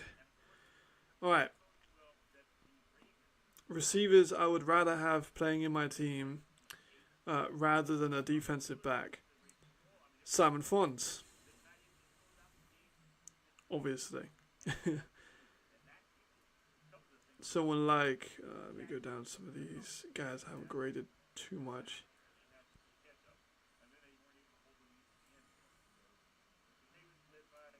It's Sebastian Sagner's a free agent if he's not injured. Leo Sartel, the French receiver. I'd rather play him at receiver rather than have a DB there. Max Zimmerman's in Berlin, I'm pretty sure. Berlin Adler, I'm pretty sure. Carlo Tossan from the Frogs. I'd rather have him playing a receiver rather than a DB. Joe Hamilton in the UK. I'd rather have him playing. Messa Seni. I'd rather have Messa playing rather than a DB, you know? Yeah, just being real.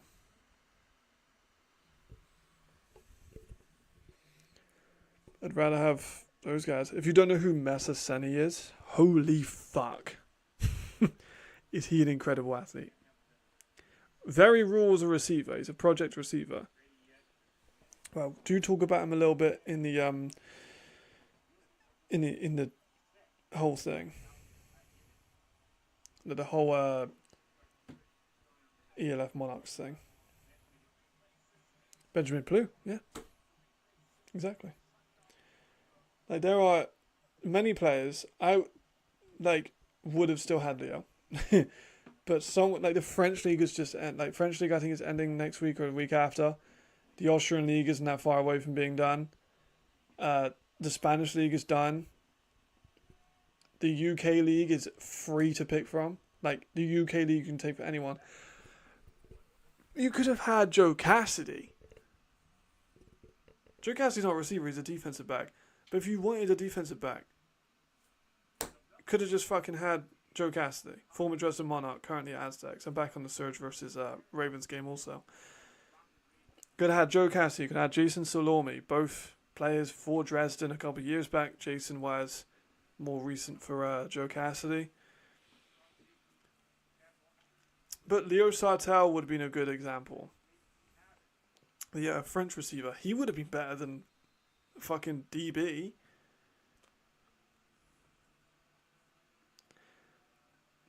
It's confusing, man. It's a confusing move. I don't get it. It's one I definitely disagree with. Don't need to send you profiles where I'm spitting facts. I got all these guys just coming off. Like, let me try and find like an I don't think I've got an example. I'll send you, Jamal, a picture of Seni. Because I can't get it obviously on a live stream. I'll try and like show maybe on the camera.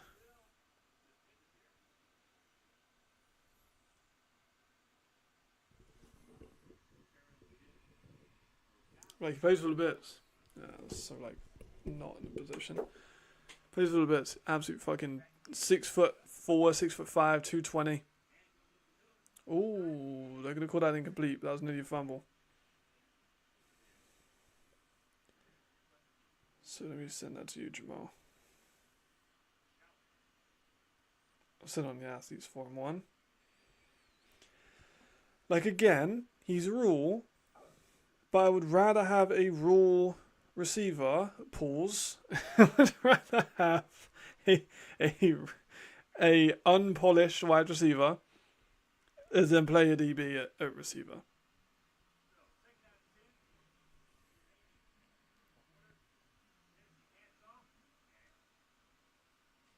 Is that going to work? I don't think it's going to work. I'm not sure if it even came up, but he's wham.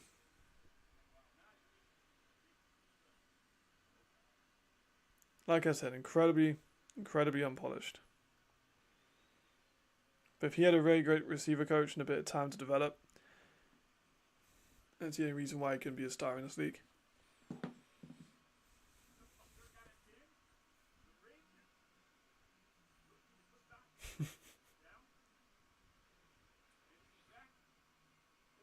And see, ooh, thrown into traffic, but absolute fucking dime. But yeah, is that first though? They're gonna call it first. That was on the line. Oh no, they're gonna call it fourth on the ticker. Commentator said first. They might get the markers out for that one. They're gonna call it first. Ooh. Yeah, okay, he got the first for sure. That's an absolute dime by Hennessy. I'm glad to see that pick didn't throw him off at all. Like, he still looks sharp.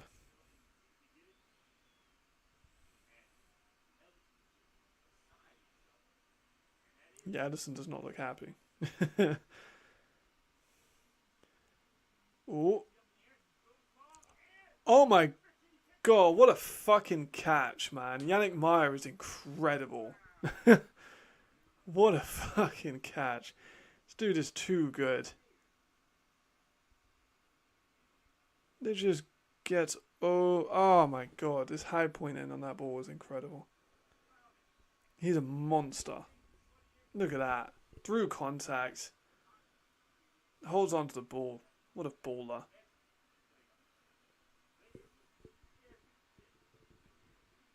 Unreal. He's the kind of receiver that can win you games.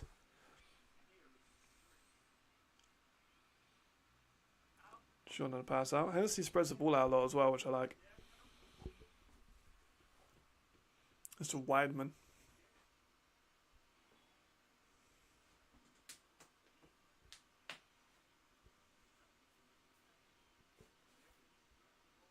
Yeah, I don't know what the mercenaries are doing, to be honest, man.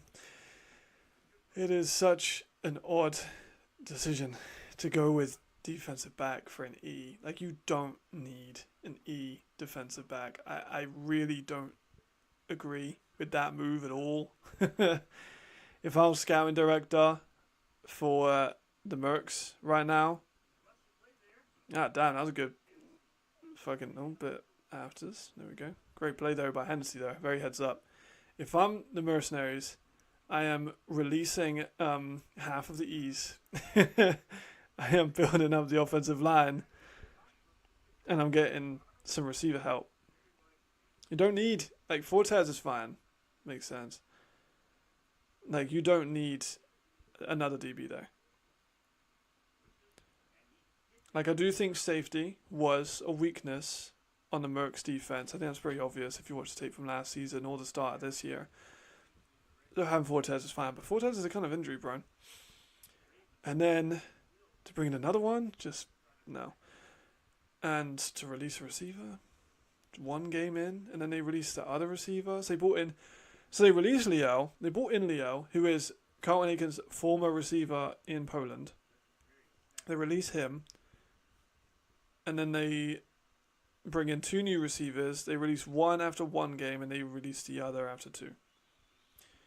Meyer has a case for it. So does Geyer, but I'm still thinking Chad. Good run. I still got Chad as player of the day for me.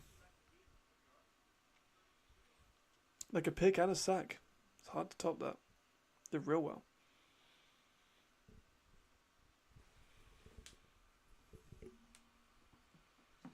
Especially for that's what his first pick in a while. Chad didn't get many picks last year because of injuries.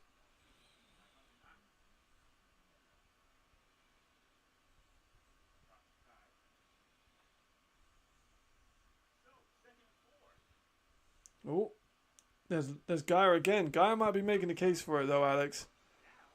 It's another first for him.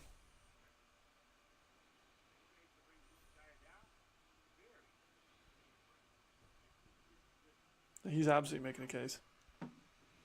So if he gets another touchdown,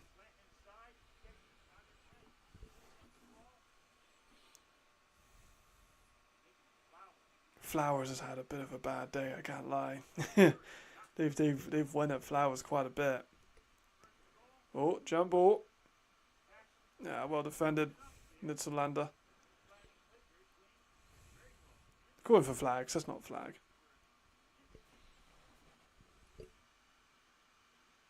That's just being handsy. He was in a perfect position. That's never a flag. As a former DB, I'm always going to be a bit more lenient, but that's not a flag. I've heard that Nitzlander's trying to play a little bit more at safety as well, which is interesting. Just rumours from the other side of Europe.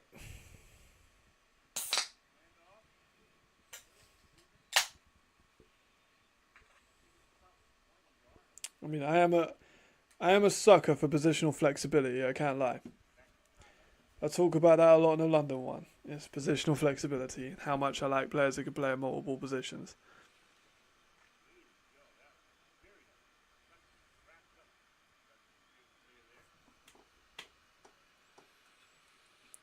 But hold on with that one, Alex. So keep that one paused for a second because we are on third and goal here.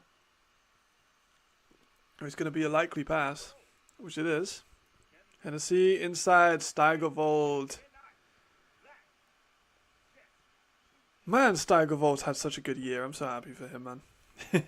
Like he's really stepped up. He's really stepped up. Just inside. That was a nasty, nasty route by Paul Steigerwald. Holy shit. That was a crazy play. Sorry, Jamal, I didn't even see that one. Even Tyrrell, best decision for Yannick, agreed. Like, he's been such a star in Surge. Kick is up. Lenny Craig's automatic. That's through. I favoured them by 17. And they're up by 21. They've fucked the Ravens up. I can't lie. They're fucking the Ravens up. The Ravens just lacked a lot offensively this year. Like, a lot. Stagvold was a nasty ass. That was a nasty route. That was so nice. Looks great from the outside looking in. Is it like a mostly Surge audience, or is it more of like a Munich audience? Would you say, Marcus? Yeah, I wouldn't say it's Steigerwald's, like, I wouldn't say he's the MVP of the game. It was just a nasty route. Hennessy's got an argument for it. Yannick Maher's got a big argument. Chad, obviously.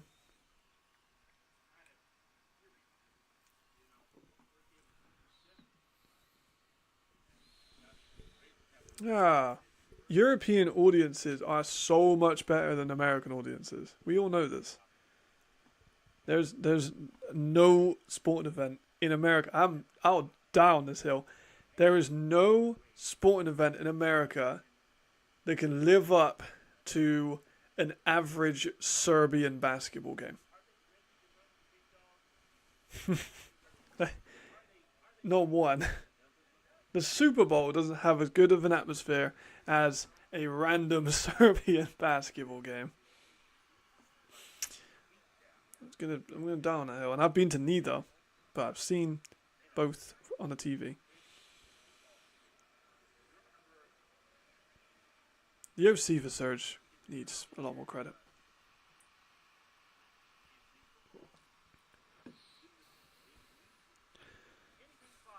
It's pretty interesting, 50-50. I'm not sure where the stadium is, but if you're there, I'm assuming it's closer to Stuttgart, unless you travelled out for it.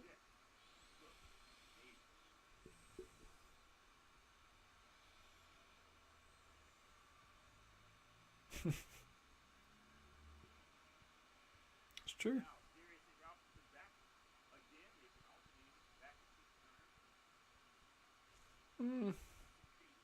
Maybe. But like, do you know about Celtic versus Rangers? The football game in Scotland? Nothing comes close to that. Turkey, football, like soccer football in Turkey? Nothing comes close to that. Nothing at all. I will down. I'm down that hill. Look at Turkey, man. Look at the yellow wall in Dortmund. Look at Celtic Rangers. That there's literally got like religious fucking rivalry in the Rangers from Celtics game.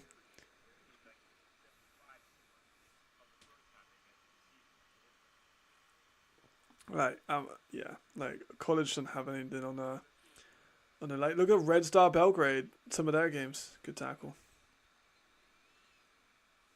And Fenerbahce and stuff like that, and some of the oh my god, like River, even South American football games like River Plate, Boca Juniors. It's not close, bro. It's not even close. Like, I love American football. I adore American football. But the crowds in American football are nowhere near the same level as soccer. Oh, nice spin by Marvin Rouge. Gets it first. That was a nice spin move. He's stepping up nicely.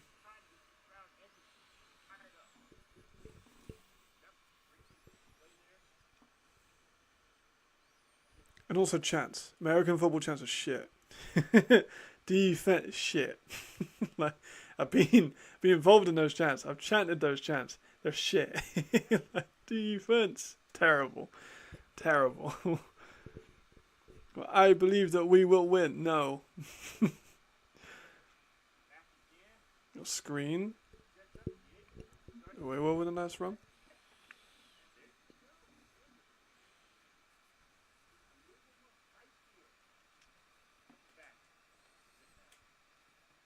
Jump pass there. That's definitely a holding on an offensive lineman there. I can't lie.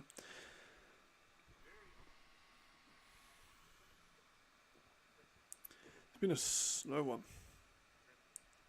I will, man. I'm dying on it. I've seen the games. I've seen the SEC. I've seen the crowds. I know it's a big rivalry, but it's not got anything on Scotland's derby. Oh, nearly picked, but it's not. It's a good catch by Tomawa. Like, I'm like not gonna change my mind. I'm being ignorant on this one for sure. Like, I'm absolutely gonna on a down this one as a European, as probably the only European. Maybe it's another one in the chat, but like you look at Serbian basketball, like the whole fucking stadium moves. You look at Celtic and Rangers. Like if Alex was still here, he'd tell you how big Celtic Rangers is. Alex is Scottish. He would tell you how crazy that rivalry is. Is it the Old Firm Derby? I feel like it's the Old Firm Derby. I can't remember if that's the name for it, but that's a big one.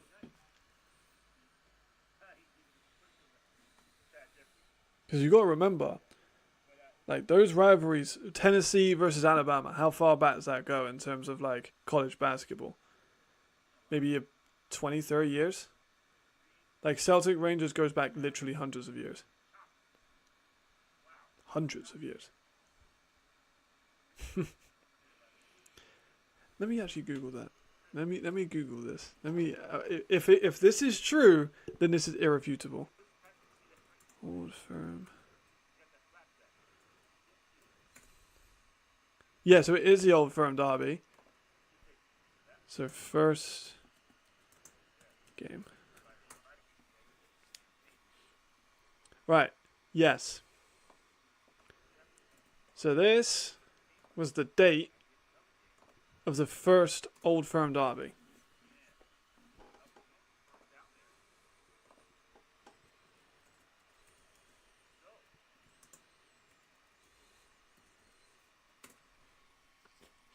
So the first Old Firm Derby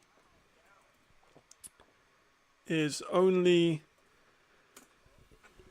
100 years younger than your whole country. which is a crazy statement. Like, you know what I mean? Like, that's kind of mad. Yeah, depends, Marcus. What side of the fence are you on at the moment? That's how it counts. Yeah, like, that's what I'm saying. Europeans support a lot of Europeans. You know, you got the Serbs for Jokic. You got the Slovenians for Doncic, or shot deep for the Ravens. Nothing there. Like, they are like ride or die. Some of these Europeans. Like, Old Firm Derby is mental, man. Google the Old Firm Derby. Is it crazy? And that's just in Scotland. I say just in Scotland, but like Fenerbahce versus Besiktas, like the Turkish rivalries, like I said, Red Star Belgrade. No, MJ isn't better than LeBron. LeBron is better in every conceivable way. LeBron's better in every single way. He's also playing in a harder generation. He carried worse teams to the finals. Oh, Roosh with nothing. Third down. Speaking like a bit of an old head, Jamal. I'm just saying, like. The only thing LeBron has is rings. And yeah, he had Scottie Pippen too, so. And he had some really good Europeans on that team. And it was an easier generation. And he had Steve Jackson. Just saying. I'll come with facts, bro. I'll come with facts.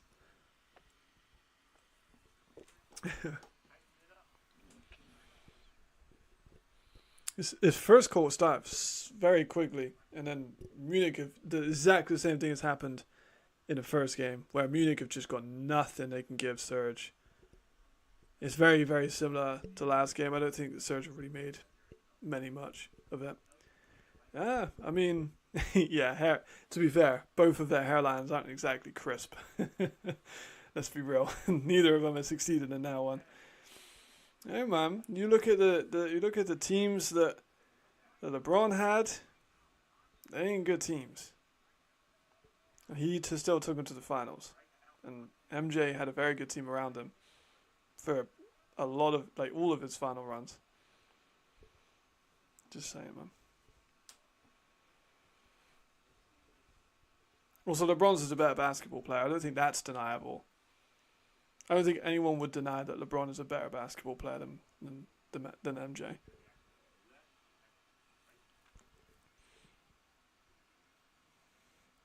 Ooh. Free play, going for a shot. Oh, great catch.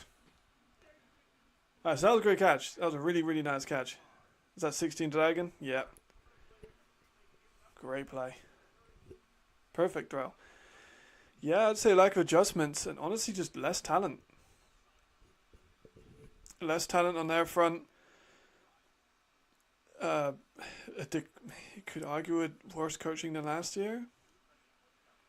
Well, you're right. They just haven't made adjustments. They've scored 3 points. They might score here. Like it's likely that they'll score here. They're on a 1. Alright, I've got a question for you, Artsy. And this will tell me how open-minded you are. What does LeBron have to do to overtake LeBron? What does LeBron have to do to overtake MJ? Sorry. Oh, sneak. There we go, he's in. Like, is there anything in your mind that LeBron can do to become the GOAT? Because there's got to be something, right? Surely. He's got more points than him. Pretty sure he's got more assists, more rebounds, more steals, more blocks. Every statistical thing. Jokic is also, I'm going to down this hill too. Jokic is already one of the best centers of all time. Alex Caruso is not all on that list. Like, Jokic is already above a lot of great centers. He's a multiple-time MVP. And Europe rise up in basketball too. You know, we got Giannis. We got Jokic. But you got to look at those teams too, man. Like, he was dragging garbage to some of these teams. Like, what year was it? Let me look at the Cavs. Was it like 2008? No, 2004. I can't fucking remember. LeBron's been in the league forever. And also, you got to think longevity, man. Like, LeBron's he's played in the NBA longer than he hasn't played in the NBA. Crazy longevity. Michael Jordan does not hold a candle to that. LeBron's still one of the best players in the NBA, and he's played like 21 years. That alone puts him above MJ. I'm not gonna lie. All right, now they're in the end zone. They're a few sneaks later, and they got it in. There we go. So now they got a touchdown. They're on 9 now. See, I'm a Boston fan, so you know we just won a championship. I'm very happy that we got the chip. I'm a mega casual when it comes to like actively supporting Boston because the games are on at like 1 in the morning to like 4 in the morning. But yeah, I'm happy that we won a championship. When I worked in the school that I used to work at, there was a kid who was mute, so he wouldn't talk to anyone except his mum.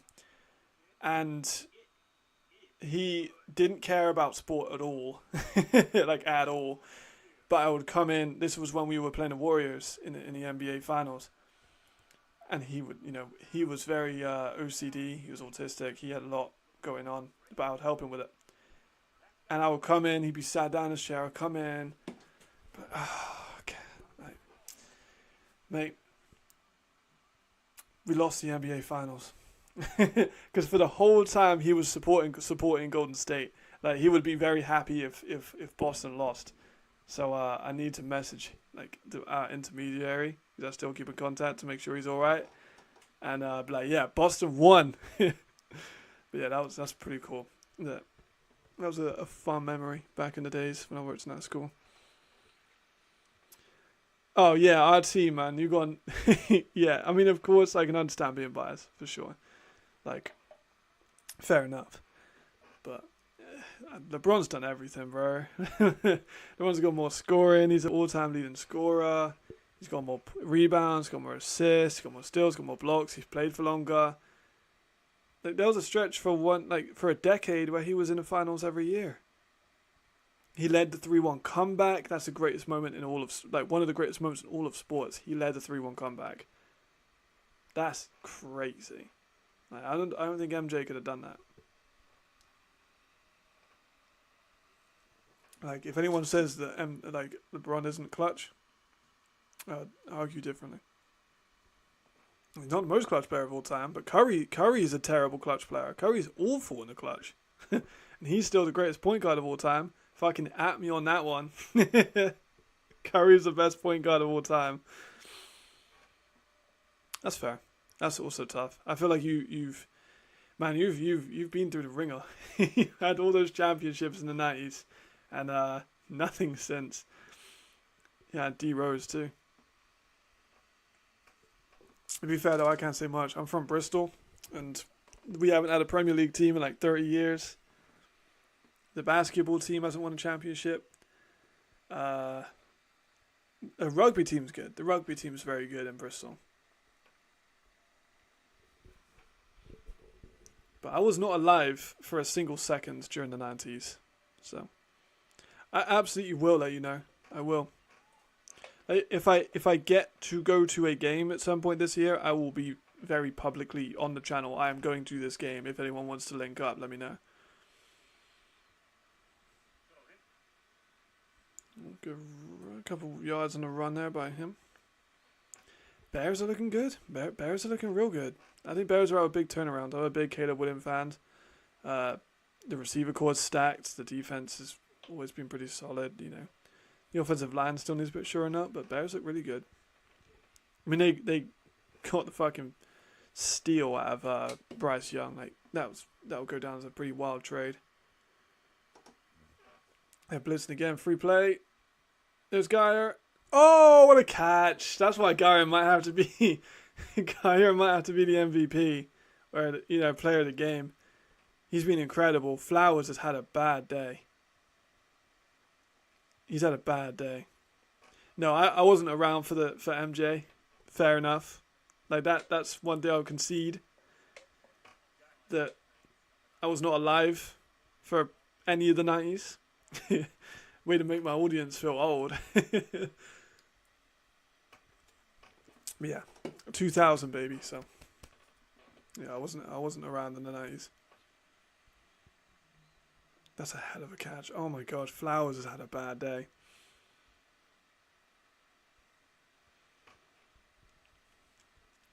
I know stats aren't the whole story, but the longevity is incredible. I think LeBron's the greatest athlete to ever live. That's got to be facts, right? For the longevity, for the ability. That's Meyer again.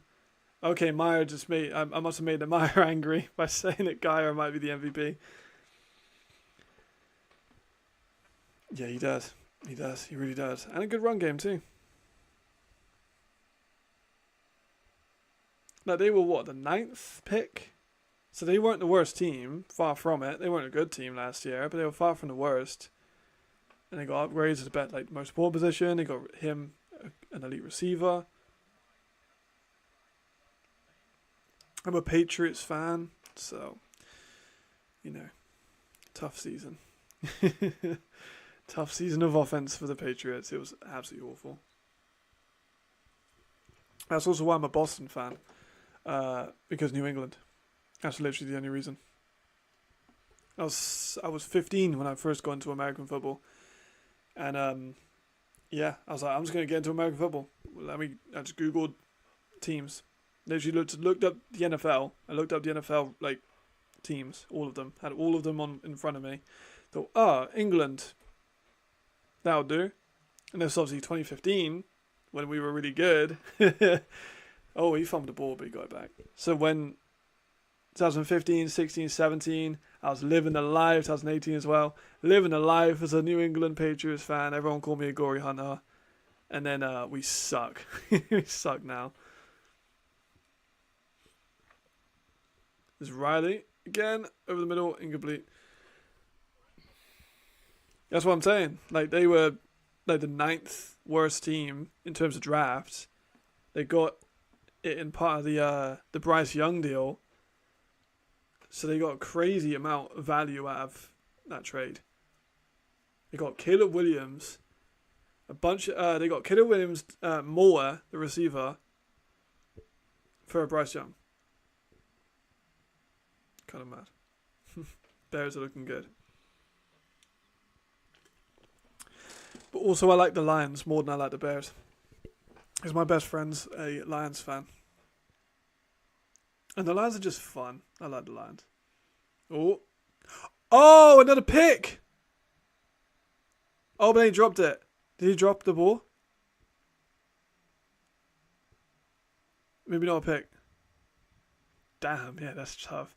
So, wait, how the fuck do you support the Rams and also the Nuggets?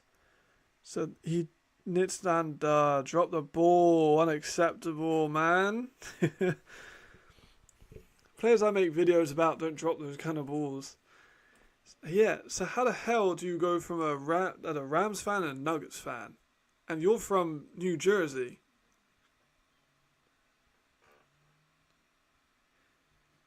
Yeah. How the hell? What the fuck? How does that work? But to be fair, I'm also a Chelsea fan, so I watched our 2 Champions League wins. I actually have a picture of Didier Drogba on that wall over there. So, well, you can't see my hand. Wall over that way. It's Didier Drogba. He's one of my sporting heroes. I actually have the pictures above my head, which are a few from my 18th birthday, one from GB, my mum, and also my friend with a woman filter on. A lot of people probably think someone else. And then just, yeah.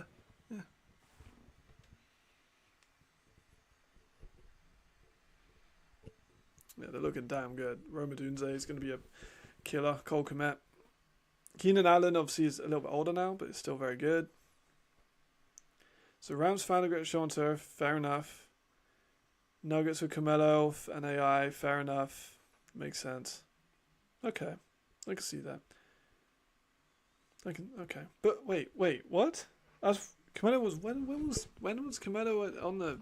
I swear that was early 2000s.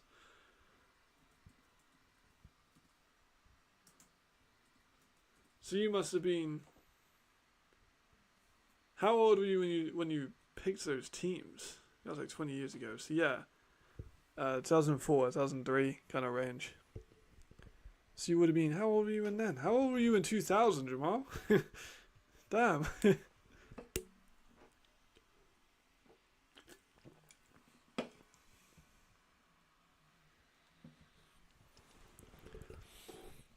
Yeah, I support Bristol. Well, I kind of support Bristol City. Not really. But if anyone asks me what team in Bristol I support, it's Bristol City. I support Chelsea a lot more, but Chelsea are also terrible now. Yeah, but Carmelo was in Denver 20 years ago.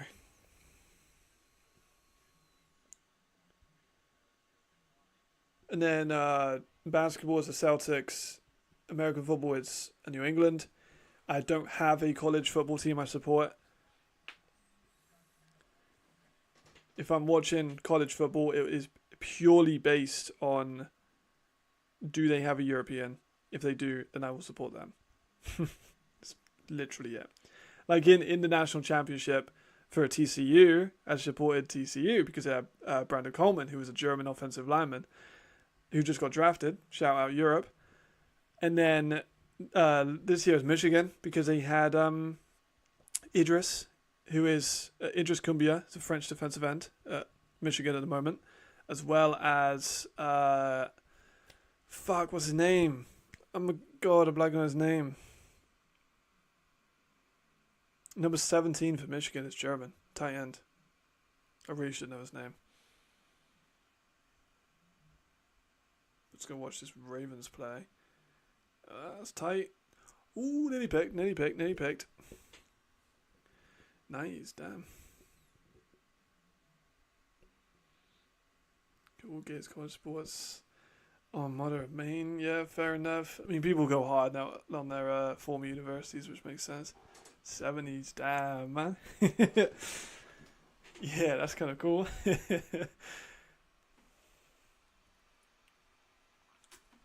That's why I love Euroball, man. Different generations enjoying football. I bet that makes everyone feel old. Me going different generations. I mean, shit, I feel old. When I'm scouting for Europe's elite, I'm looking at athletes who are going into college who were like born in 2006.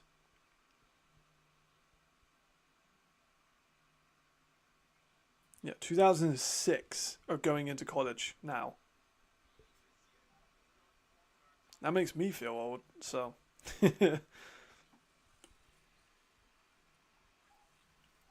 chat again, the ball. End of the third. Let me check in on these other games real quick.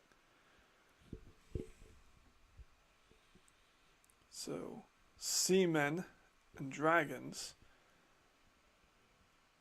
is ended.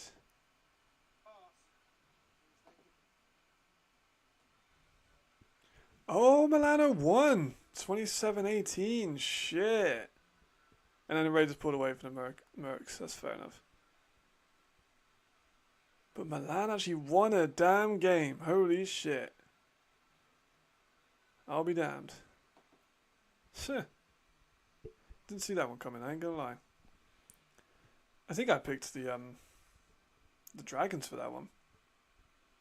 But to be fair, who can really blame me?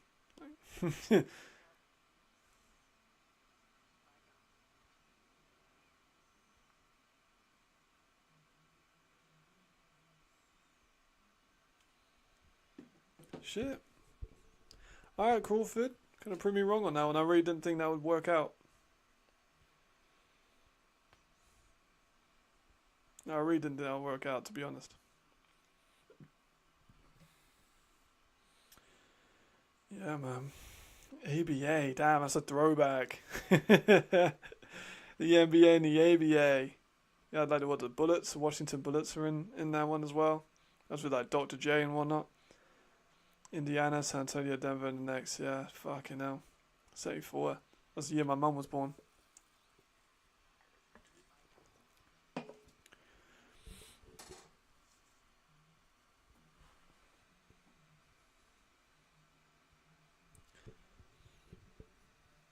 It'd be interesting if we had like a GFL ELF merger. I don't think that'll happen. ELF absolutely had every single bit of leverage. I don't think we'll get a GFL ELF merger, but I've had some people say about it before.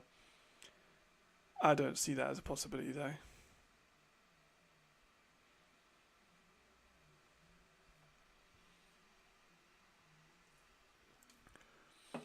Bullets, yeah. Oh, it was? Yeah, I can't remember. Who was in the... Oh, so you had... State 4, who was around the 70s? I'm trying to think of basketball players I know in the 70s. This is a tough one for me as well. As a Brit, even more so. Because the NBA isn't it's not huge in England. It's getting there, but it's not as big as it is in like Eastern Europe. Oh, Chad. Just tell me what? Who gets... Oh, he fumbled the ball! Oh my gosh. Serge got the ball back. Man.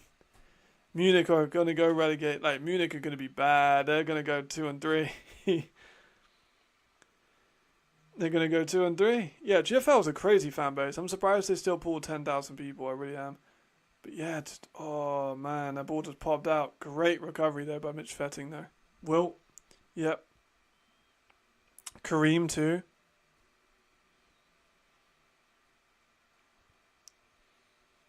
Yes, he did. Oh, what was Kareem's name before he was Kareem? It's on the tip of my tongue. What was his fucking name? That's going to annoy me. What was Kareem Abdul-Jabbar's name before he became Muslim and changed over? Oh, I'm going to have to Google this. I know as soon as I see it, I'm going to be annoyed.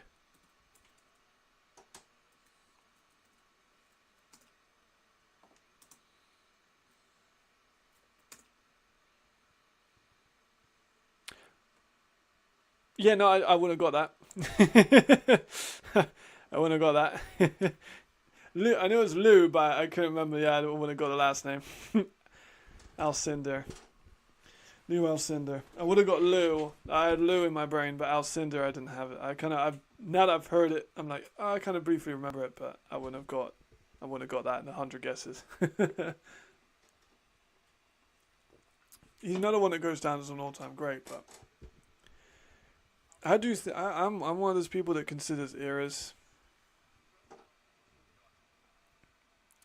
First down, Stuttgart. It took a while, man. I did almost say they'd be relegated, yeah. I was thinking too much about soccer football. Yeah, UCLA. He was OG back in the day. Skyhook. People couldn't guard the Skyhook at all. He was one of the hardest players. Yeah, Milwaukee, then LA, yeah. With the goggles on.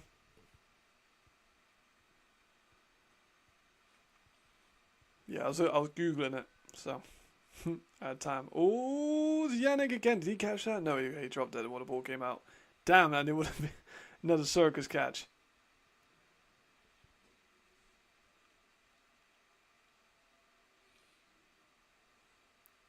That's such a nice route combination there.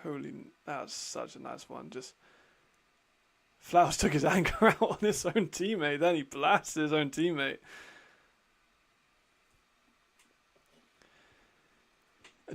Skyhook probably would work, like, now, honestly. Like, it would still work. Imagine you see Giannis busting out a Skyhook. That'd be incredible.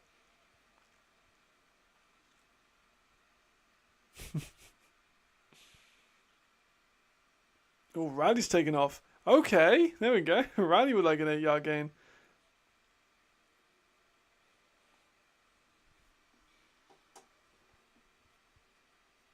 Who I see an OG move, I want to see. I want to see the Skyhook make a return, but people couldn't do it like him though. He was like the only one that could really do it like to the to the highest level. It's a very hard thing to replicate,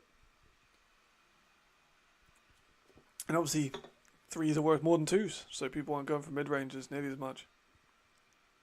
Short out to Meyer. There he goes again. Another 10-yard gain. He's racking them up. I think I said in a video Meyer's going to have a big... Oh, I fucking called it. Oh my god. Wemby with a Skyhook? That'd be disgustingly good.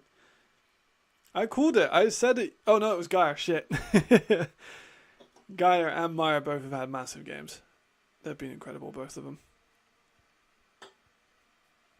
Yeah, Wemby with a Skyhook would be insane. That would be unbelievable. Well, Wemby's a unicorn. No, Wemby is unbelievable. I was a bit worried coming in. He might be... Oh, Kai Hunter, nice.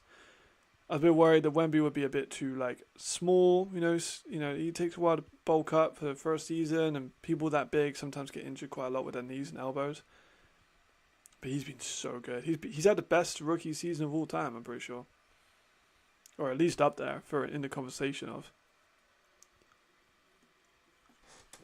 He's been phenomenal. He's one of the Defensive Player of the Year nominees, I'm pretty sure, as a rookie. Then they've got that Canadian dude, right? He's going into the draft next year. He's like 7'9". Sneak by Riley. Speaking of big guys, Riley Hennessy sneaks for the first.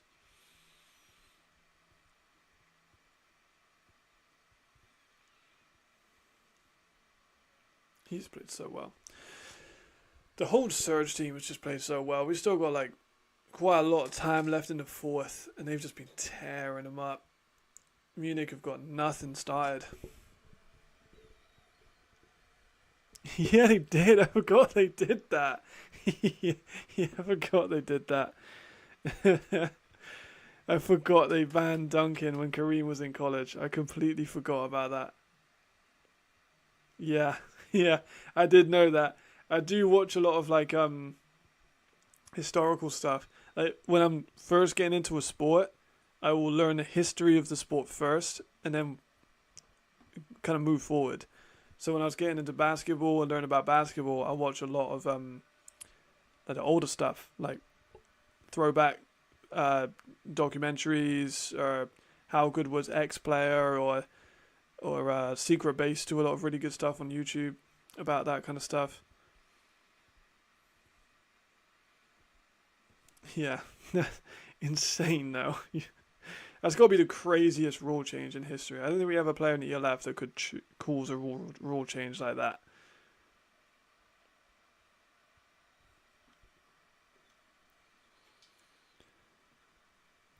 Yeah, and then Charles Barkley with the back to the basket rule was another one they changed. And then 3-point line came in, and then 3-point line went out a little bit more. I think in the 90s, I think it went out another inch, and then it came back in another foot, and it went back in after like one season, I think. And Charles Barkley, the Wilt, and the Kareem rule changes are probably the biggest ones.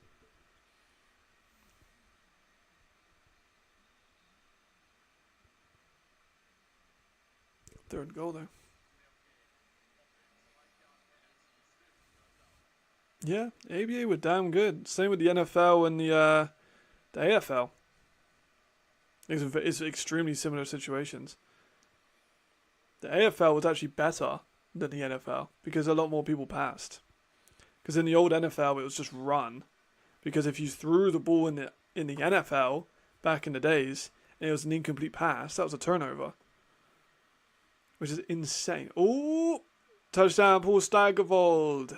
There we go. It's the second of the day. There we are. They're running away with it. Running away with it. Yeah. Just a slant and a well, not even a slant, like slight fade. And a bubble. Just drew everyone in on that one. Yeah, it's mainly the big thing with a lot of lot of startup leagues. But yeah, the NFL you couldn't pass because it would be a turnover if it was incomplete. The AFL changed that. You know, you had the New York Jets come in, a bunch of teams that wanted franchises that wasn't getting it from the NFL, just made AFL once. That's why you had people like New York. And then they merged. Obviously, the NBA and the ABA merged. And everyone was happy.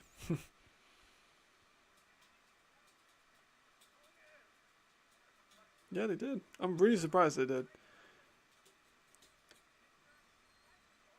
Yeah, they are. I said 38 to 20 something. 21? Yeah, I said 38 to 21. But the score is currently in this one. I'm waiting on a extra points. But as of now, it's 30-10 to the Surge.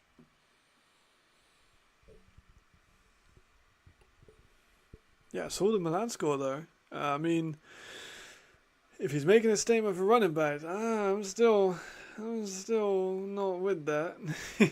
From a roster building standpoint. Like, if it was a German team, I could see it a little bit more. Because Germany doesn't have as good running backs as they do receivers. But this is Italy, where they have worse receivers, to be honest.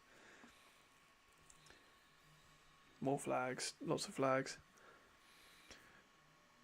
4 ABA teams got into the NBA, so it's murder. Yeah, true. Oh my god, what's going on, Alex? Oh my god. Yeah. Small transfer of teams, I guess. How big was the NBA and ABA to 12 teams?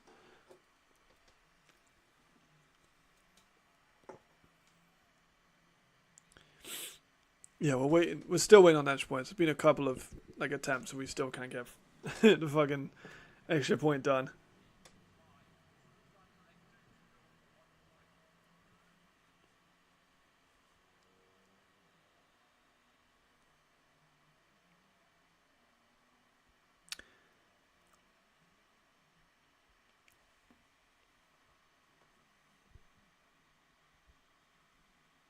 Damn, ELF have already posted the fucking highlights of the the Barca game. That's crazy. Yeah, it's gonna be a big thing with a lot of leagues. I mean, we've already seen that with our league, Istanbul and Leipzig.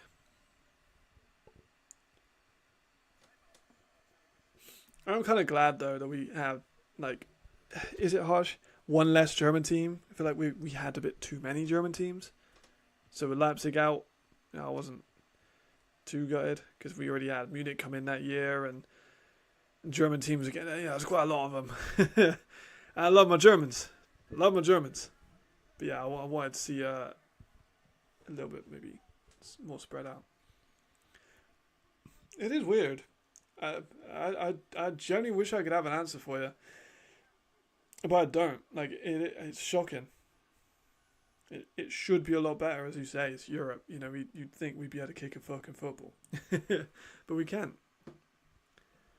Even the Raiders kicker is Irish, has been kicking for his entire life, and even he's not a very good kicker. I'm gonna be honest.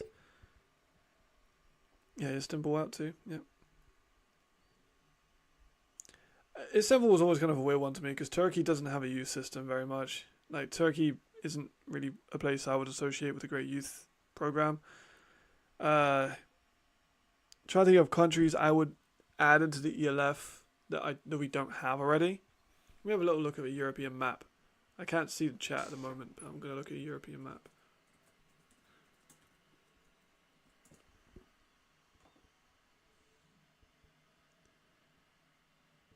Alright, I'm building an ELF team. Obviously, you got London, you got Stockholm, you got Denmark, you got Netherlands, places like that. But if I'm thinking a little bit more outside the box, I think a Finnish team would work really, really well. Who else could you add? The Baltics are all quite, they don't like each other very much.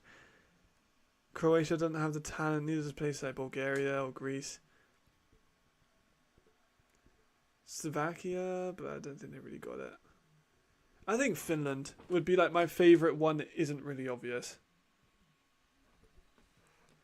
Yeah, I don't want there to be any more German teams. It's got to be North, but you'd have to rearrange all the conferences. But yeah, North 100%. It has to be Amsterdam, London, Stockholm, Copenhagen, Helsinki. Ireland would suck.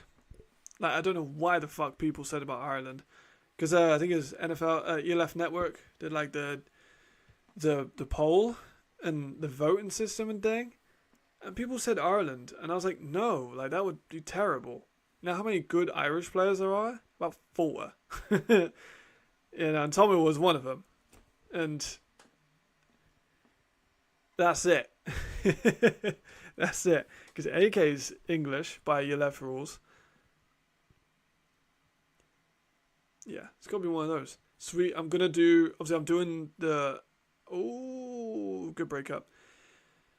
I'm doing the London Monarchs video now. I haven't started editing. I've made a few of the shorts and stuff, but I have a different. So this is the program. This is what I was doing, right? So I was filming on my phone. So I have my phone here for my torch. So I got my phone recording me, right? Talk in the microphone over here. So I now have an audio file on my laptop and a video file on my phone. I then have to take this, put it into my phone, put my SD card into it, move the video file into this thing, put this into my computer, and transfer it into my computer. I do that for every positional group. I do that when I talked about the intro. I have to do that when I talk about the quarterbacks. I have to do that when I talk about receivers. The receivers and the DBs I had to cut twice. I had to do that 2 separate times because the files are too big.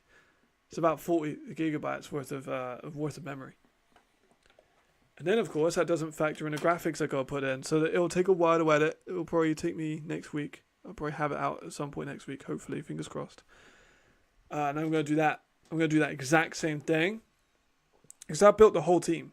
I built the whole team of London Monarchs as a fake team. I will do the same for Stockholm. I'm going to do the same with Copenhagen. And I'll do the same with Helsinki. Oh, Chad goes down again. Another sack. Probably potential location for expansion undeveloped homegrown systems. Yes, so this was a big thing that I wrote about. But the article never got released. And I don't really know why. I kind of felt like when I released this article, it kind of got covered up. Not covered up. That sounds a bit that sounds a bit conspiratorial. But my hypothesis was this. If a team is entering into the ELF, they should have to have a youth team, under 19, play in a domestic league. So, for example, London Monarchs would either adopt the London Blitz youth system or make a London Monarchs team that plays in the under 19 BAFA League. Same with Sweden. You put in Stockholm, you make a Stockholm youth team that plays in the domestic league of Sweden. That would be an absolute must. Because Milano have a youth system. For Hervar, believe it or not, have a youth system. Rhine do not have a youth system. Munich do not have a youth system. Stuttgart don't have a youth system. Because all these teams are new. You have teams that are a little, coming in as older teams, quote unquote, or already established teams. They have youth systems, and that's going to develop. That's going to help them long term. Exhibition game Croatia. Yeah, there is.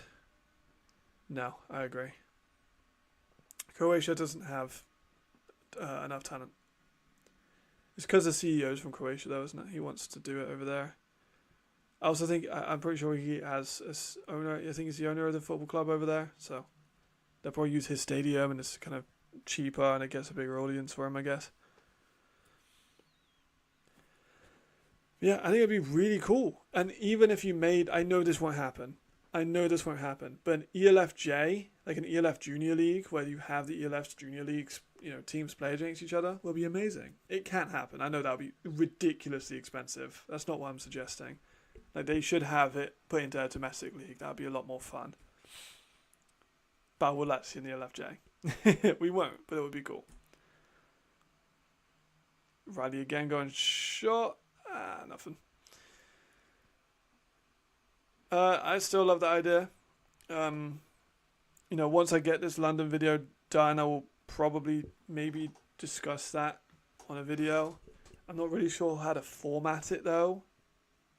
Do I just do it as a thought piece? Do I do it as a presentation? Do I do it as a suggested rule change? I'm not sure how I would present it, but I do want to do that.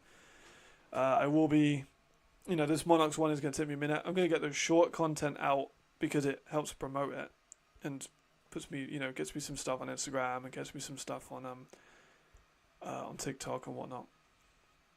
But I do like the idea of increasing the A's or the E's on bad teams. Maybe just even E's, Could work. Same amount of A's, give a couple E's to the struggling teams. I mean, even the Ravens are one of those struggling teams. Yeah, I could do a chart with the tiers. Yeah, I could do it like that. I could do it like I do my tier lists, and I could divide it up and say, but yeah, I could do like that. I see the vision, Artie. I see the vision. I'd be down for something like that. Like, I think it is a good idea. Wow, that was a big fucking tackle there. On third down. Here's the thing though. People are going to see the scoreline of this game and be like, oh, they need more balance in the ELF. Now, people will say that in the comment sections. Surge have outplayed them in every way. Like, this has been a easy game for the Surge.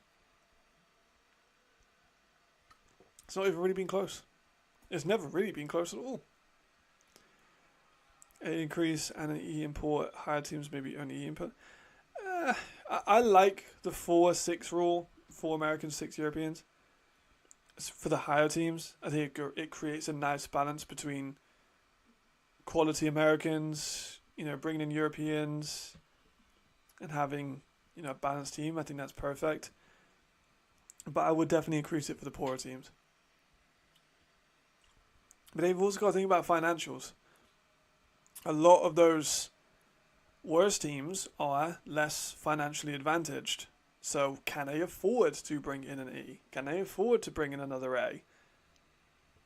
Because some of these A's are expensive, man. Like, some of these contracts in ELF are a decent amount of money. So it's going to be hard to, justify that for Milan, who, as far as I'm aware, allegedly, now I've got to cover my ass on that, Milan aren't going to be the richest team in ELF.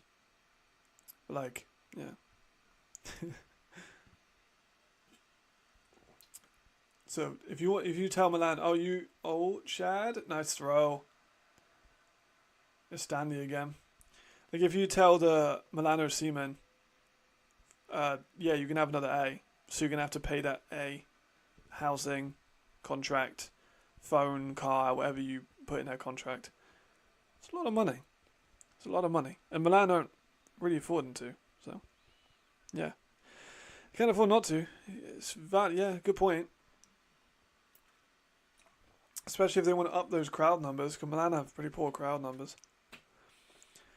I wouldn't say yet. I wouldn't say revenue sharing yet. It kind of... Because with revenue sharing, everyone was going to lose money. If we have it as you make what you get, you're going to have the good teams like Ryan Fire who are making money. They're going to stay around. We might have some teams rotating in, like Milan maybe leave the ELF just hypothetically, and we get Florence in and they try their hand. Like, it would just create a little bit more. I think if we had revenue sharing, it would kind of bring everyone down a little bit. But I see it maybe in the future.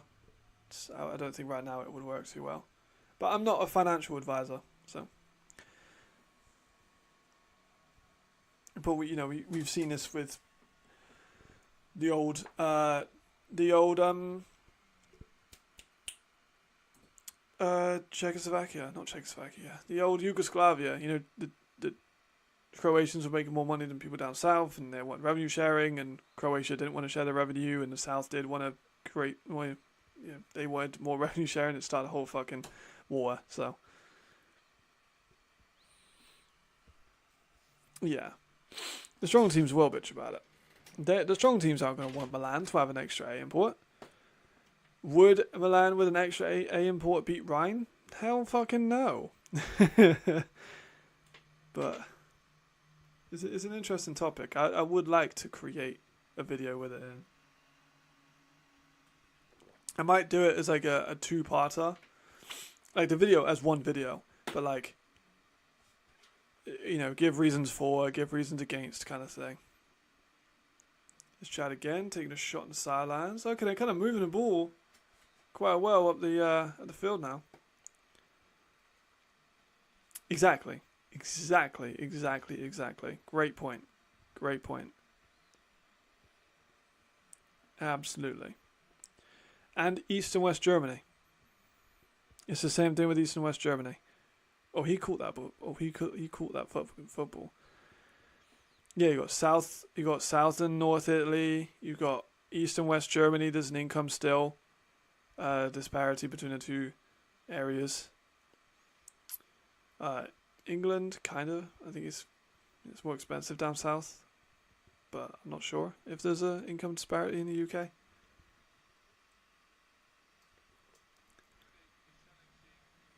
Munich a challenge in the play.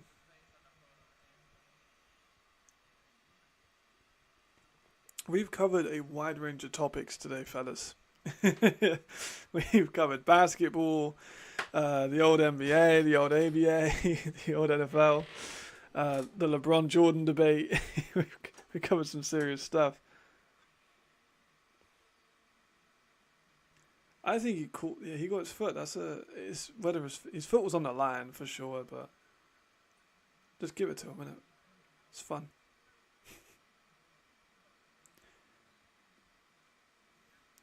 Also, new thumbnail. I went for a new thumbnail today, and I'm not sure if it's better or worse. I feel like it's better, but I don't know. I'd like to hear people's opinions. Also, I need to do my Duolingo today too. I haven't done my Dutch lesson. I need to do my Dutch lesson. Saturday church? Stands.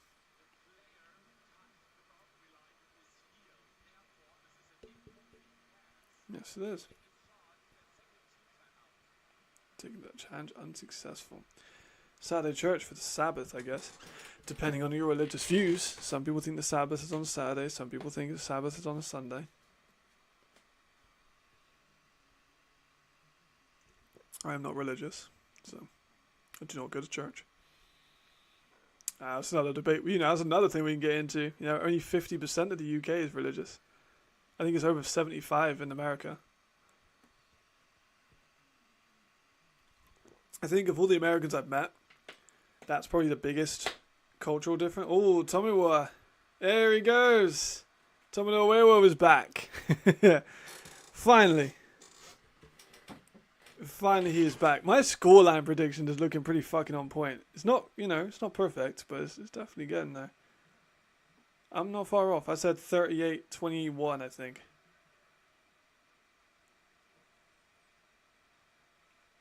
Little swing pass out. Squeeze through the gap, breaks the tackle. Too fast on the outside. Yes, France should have a second team. A French second team would be really good.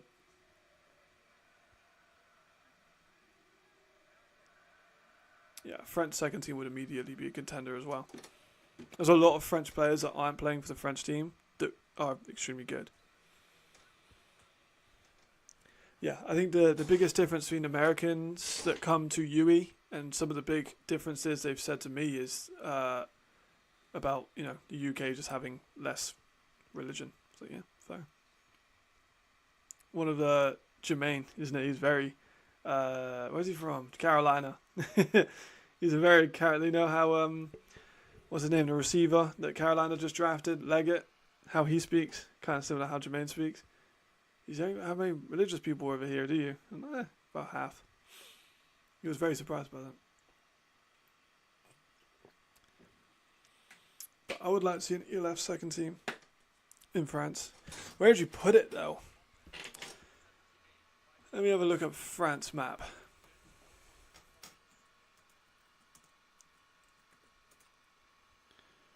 Right. Do you want to go south of France? It can be expensive in the south of France. It's also quite close to Italy and Switzerland, but it would work well in terms of... Oh, Marseille would be so nice. Oh my gosh. Right, so here's what I'm thinking.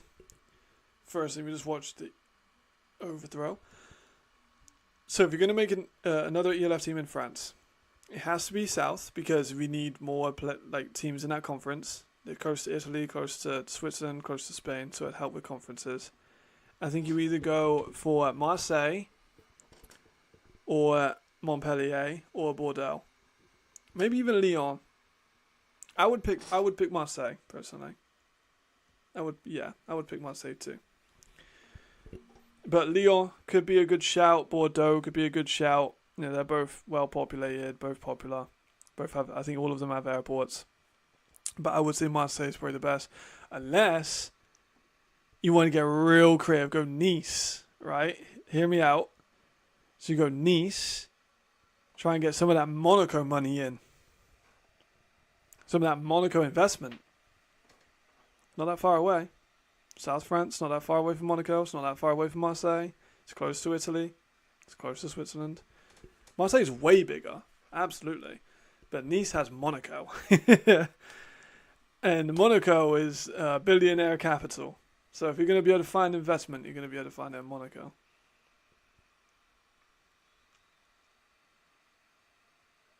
But like a light blue Monaco. Oh, like a Marseille with like the Cannes. Yeah, Cannes would be good. Like a Marseille blue, like the football team, blue and white. It'd be kind of similar to Wroclaw though. Blue and gold, light blue and gold. That'd be good. The Monaco money bags, yes sir. But Monaco is an individual country, so it wouldn't be France. Also, imagine the stadium rent of a Monaco team. That would be unbelievable high. Yeah, it's going to run the ball out. But can you imagine the Monaco rent? That would be stupidly high. Like, stadium rent is high anyway. For ELF teams or for teams in general. But in that area of the world, Nimes could be a good one. Toulouse. Marseille is definitely the favourite, don't get me wrong. I'm just thinking of other, outliers. Because it would have to be south, like we've said. Steigerwald again for a good gain. About 8 yards. Like, oh, the fucking... Yeah, I know you're joking, man. It's all good. Yeah, the ticket prices would be so high. But, like, I think it could make money there. Like, if you sold it really high, like, the amount of money that is in Monaco is very, that could be possible. We're not going to get a Monaco team. Because you also couldn't have Monaco players, like the homegrowns. You'd have to have French homegrowns. It's his own country.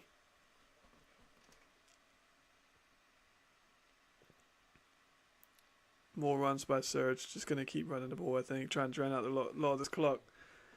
But yeah, the homegrowns will be an issue. But Cairns, where is Cairns? I actually can't remember where it is in terms of a map.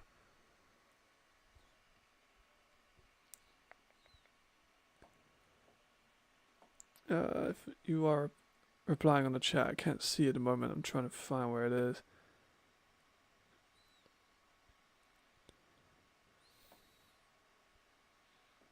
Saint Etienne is a good show, actually.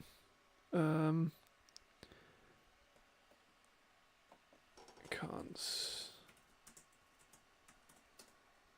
Grenade by Kai Hunter again. Why does it create a new tab? There we go. Oh, it is literally down south in Monaco. Or near Monaco.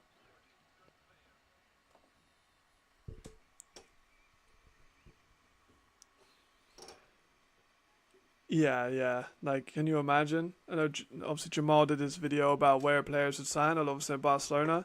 I think if there was one in Cannes or Marseille or anywhere near the south of France, that would quickly become an immediate favourite.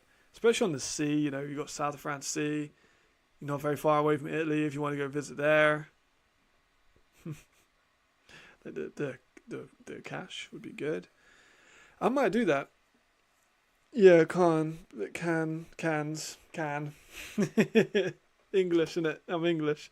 The French and the English have a rivalry that goes back hundreds of years. I can't say their names properly. They'll never admit it. Good run by Kai Hunter again. Yeah, Cannes. It's like Cannes Film Festival. Yeah, I'm been talking for 3 hours. My linguistics have gone down the drain. Not that I'm very good at languages anyway. Yeah, Nice would be so good. I might do a French team. Thinking a French team. Maybe I put some rules in it. Oh, tough one. I'm going to go for 1. I think the league has seen sometimes a rapid expansion, sometimes in the way. I think we're going to get 1. Because we got 17 teams. Oh, can die. I said 38. I said 38. I said 38. Stop playing with me, man. I said 38. I said 38-21. I am so fucking good at my job. I know it's not spot on, but it's pretty damn close. I'm just saying. Yeah, so I think we get 1 team. Because we have 17 at the moment. It's a weird number. And then we get 1 team.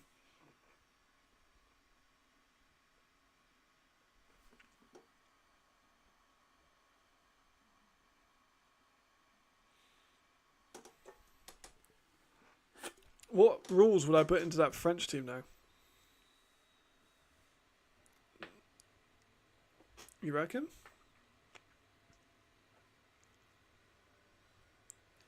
I think we get... I would be surprised by that.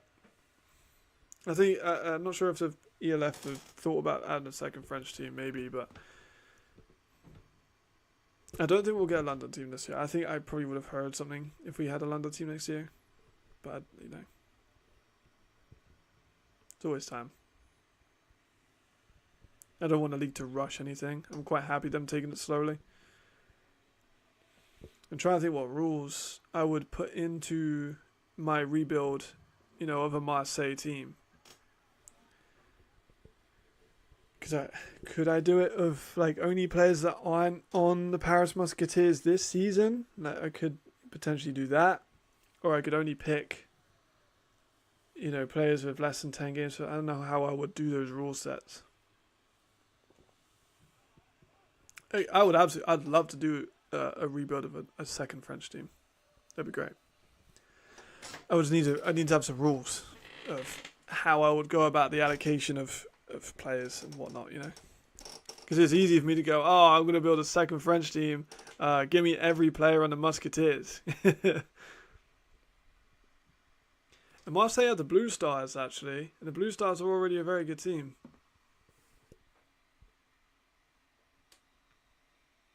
Oh, yeah. Yeah. You got the Blue Stars, like I said. Like they have good talent down south, for sure. I think I would do maybe... I think I'd do any player that isn't on a roster, like, now. Or is that a bit too tough? Maybe I'll pick, like, 5. I'm allowed, like, 5 players, I think. Maybe 10? Yeah, I think I'd allow myself 5 to 10 players that are already on Paris. And then I'd scout the rest of the team through the Blue Stars. Oh, yeah. Everywhere in Paris is a rivalry, man. Everywhere in France is a rivalry. Because you got to think football too, Jamal. Like those teams, Paris and Marseille are 2 very successful soccer clubs. So it's already a bit of a built-in rivalry. The Blue Stars being one of the better teams in France for a number of years. Chad Short again. That would be... yeah, I think I'd take 10. 10 might be a bit too many there. Because if I'm taking from Paris, I'm taking LaRose, and I'm making LaRose a number 2 receiver. I think if I'm Marseille, right, I could pry at least one of those receivers out of that receiver room. Because Paris have Mahonwu, LaRose, Berthelon, and Tekadam. Like, I could take one of those, and I would take LaRose.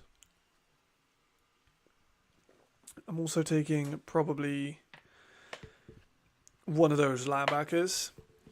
I'm not sure who I would take, but I would add probably Degan Gomez. I'm not sure if I could get Degan Gomez, but I would definitely go after Degan Gomez.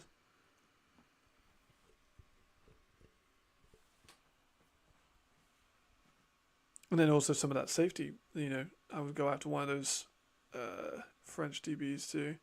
There's a French DB in Milan. He played for Paris for Milan, but he's Italian. There goes Chad again for a good run. Gonna go out of bounds though. Yeah, Russia ain't gonna get a team anytime soon, bro. Russia ain't gonna get a team anytime soon.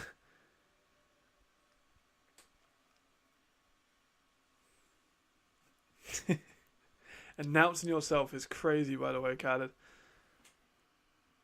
We were talking about you missed a few things. You missed us talking about second team in Paris or in France. We're thinking Marseille, and I think I could build a good Marseille team.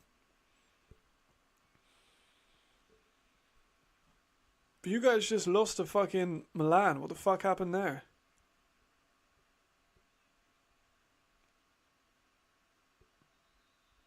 The Ravens are putting up a bit of a fight. I don't think I can be right though. They need five. Yeah, man, they need 5 points. I can't get this right. I was 35. I was 38-21. I'm gonna get close, but I'm not gonna have it 100%. But pretty damn close. Yeah, I know, bro. RT Blue, don't need to explain every time, man. You've been here for a minute, bro. I know how you are. It's all good. You're a regular viewer. One of my OGs. One of my guys.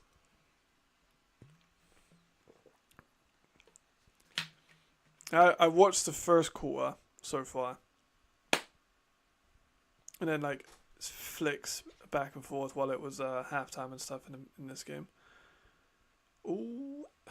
Also, Chad got another pick. I'm not sure if you saw that or heard that, but Chad got another pick. And a sack. Chad's actually had a hell of a game. 180 fumble and they got damn, that's tough. And Joe Crawford killed you guys on the ground too. That's the rumour. Which is surprising to me. I didn't think that would be the case, to be honest. I thought Milan would struggle. I thought that Barca would win that game. That's true. That is a good point. You know, hypothetically, they stall out and they go for a field goal. I don't think they're going to because they need a win, so they're going to go for the touchdown, but it's possible. No, I don't get it. Ah, I got a fucking first. Got a first down. He got a first down. I mean, who is letting him make plays, guys? You can save space, man. You can tell me who you don't think is very good. You could DM me who you don't think is very good.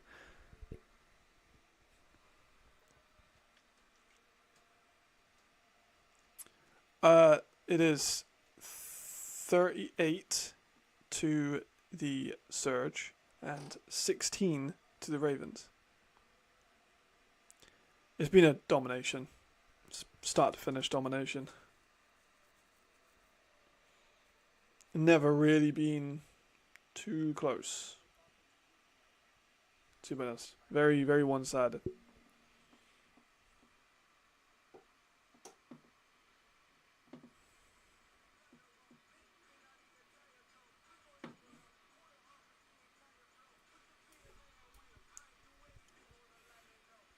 Yeah, Miles just messaged me with just like the embarrassed face, man.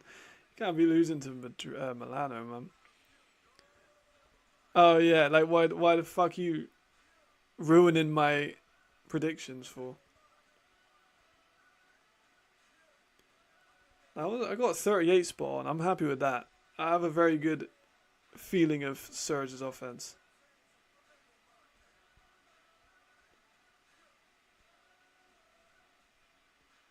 I need to watch all these games for ELF Live.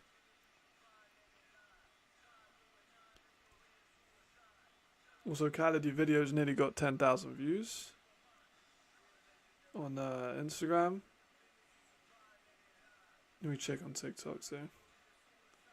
My TikTok's kind of dead, I can't lie. It's only got about 2,500.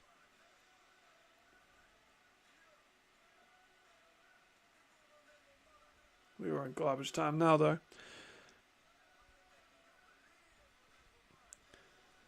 Yeah. Yeah. That's right.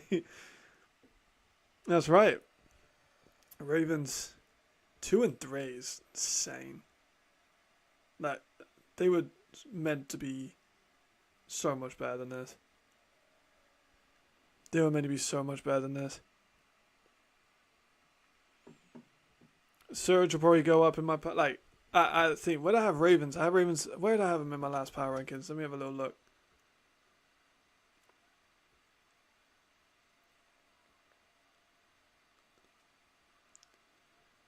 Where is it? Oh, Chad again. Maybe a gain of 2, 3. Right. So where do I have? No. If you spell celebrity right, you can be a celebrity. Bro, you went to a red brick university. Like, pretty sure that's not how you spell. Am I tripping? I don't feel like that's how you spell celebrity. I had Munich at fucking 7. They're going down. They are going down. Depending on how Frankfurt played this week. I don't think Frankfurt played this week. So they'll probably stay. Munich will go below Frankfurt. Munich will probably go below Berlin, even if they lose to Rheinfire. Then again, no, they're driving now.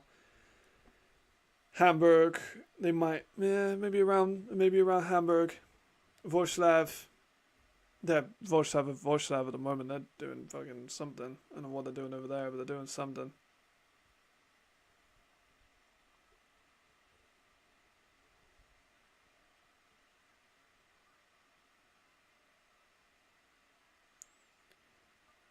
And let me have a look. Who is actually on the schedule this? Because there's not as many games this week.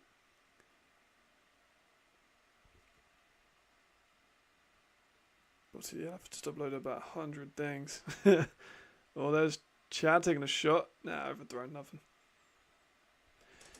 Yeah, so tomorrow we got the Wroclaw Panthers play the Enthroners. They really should be back on it after that. So you got Vienna versus Prague, which you would expect Vienna to win that one quite comfortably. You've got Wroclaw at the Enthroners. You would expect Wroclaw to win that very comfortably, but they've been poor this year. And some of their coaches have just left. So that's awkward. And then Rheinfire Berlin. That's going to be an interesting game. Milano got 2 wins. 2? Like, that's kind of mad, though. I have Milan at 14 this week. They're below the Dragons. That's obviously going to change. And touchdown for the Ravens. That'll just kind of finish it up. I was very close to my score prediction. I'm kind of sad that I didn't get that after being so close yet so far.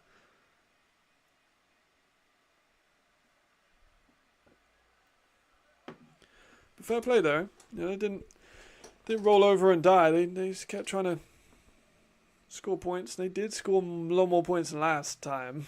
Because they were pretty diabolical last time.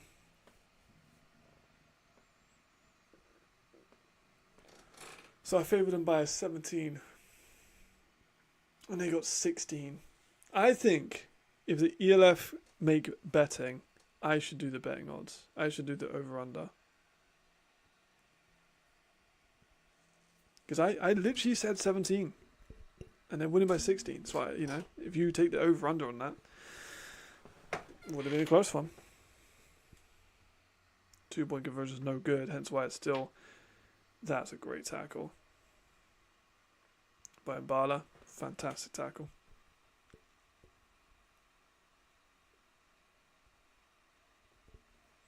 Is that sneak again? But one-sided beatdown, and then a one swinging a hammer.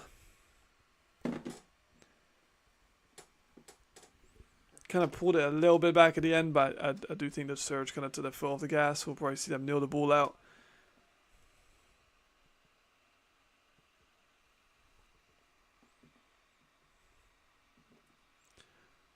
Another successful stream.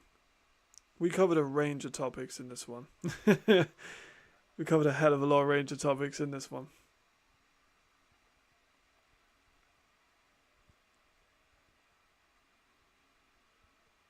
I'll wait until they officially get on the field before I start signing off. Naturally.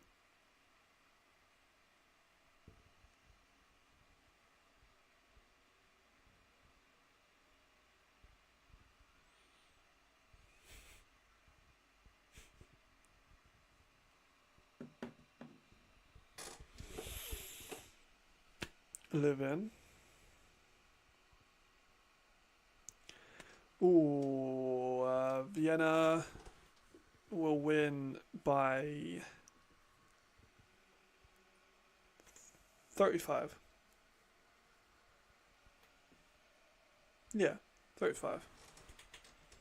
Vienna's defense is incredible. And Prague can't be able to move the ball. Chad got a pick. Chad got a very good interception. Just cut through the seam route. Yeah, we'll go for 35. Why are they getting flags, man?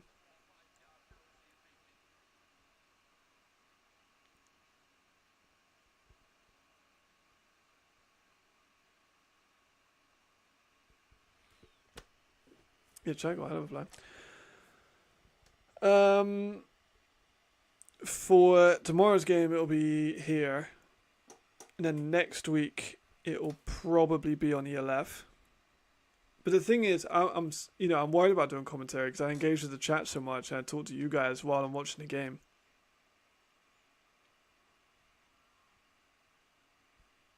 But I'll be on ELF Live tomorrow for the roundup. No, not for tomorrow, sorry. For Monday. They're going for an onside kick.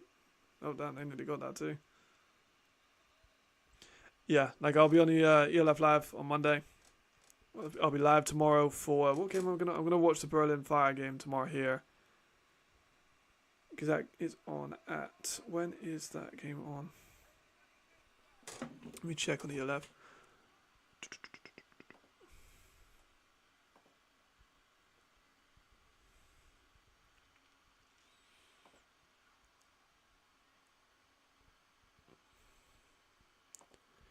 Game Pass.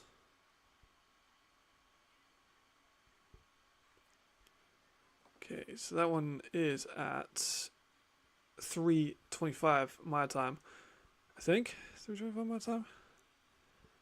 So I'll do Ryan Fire in Berlin. Will be the one I do because that's like I think that'll be the most interesting one for Hervar. Well, there we go. So final nil.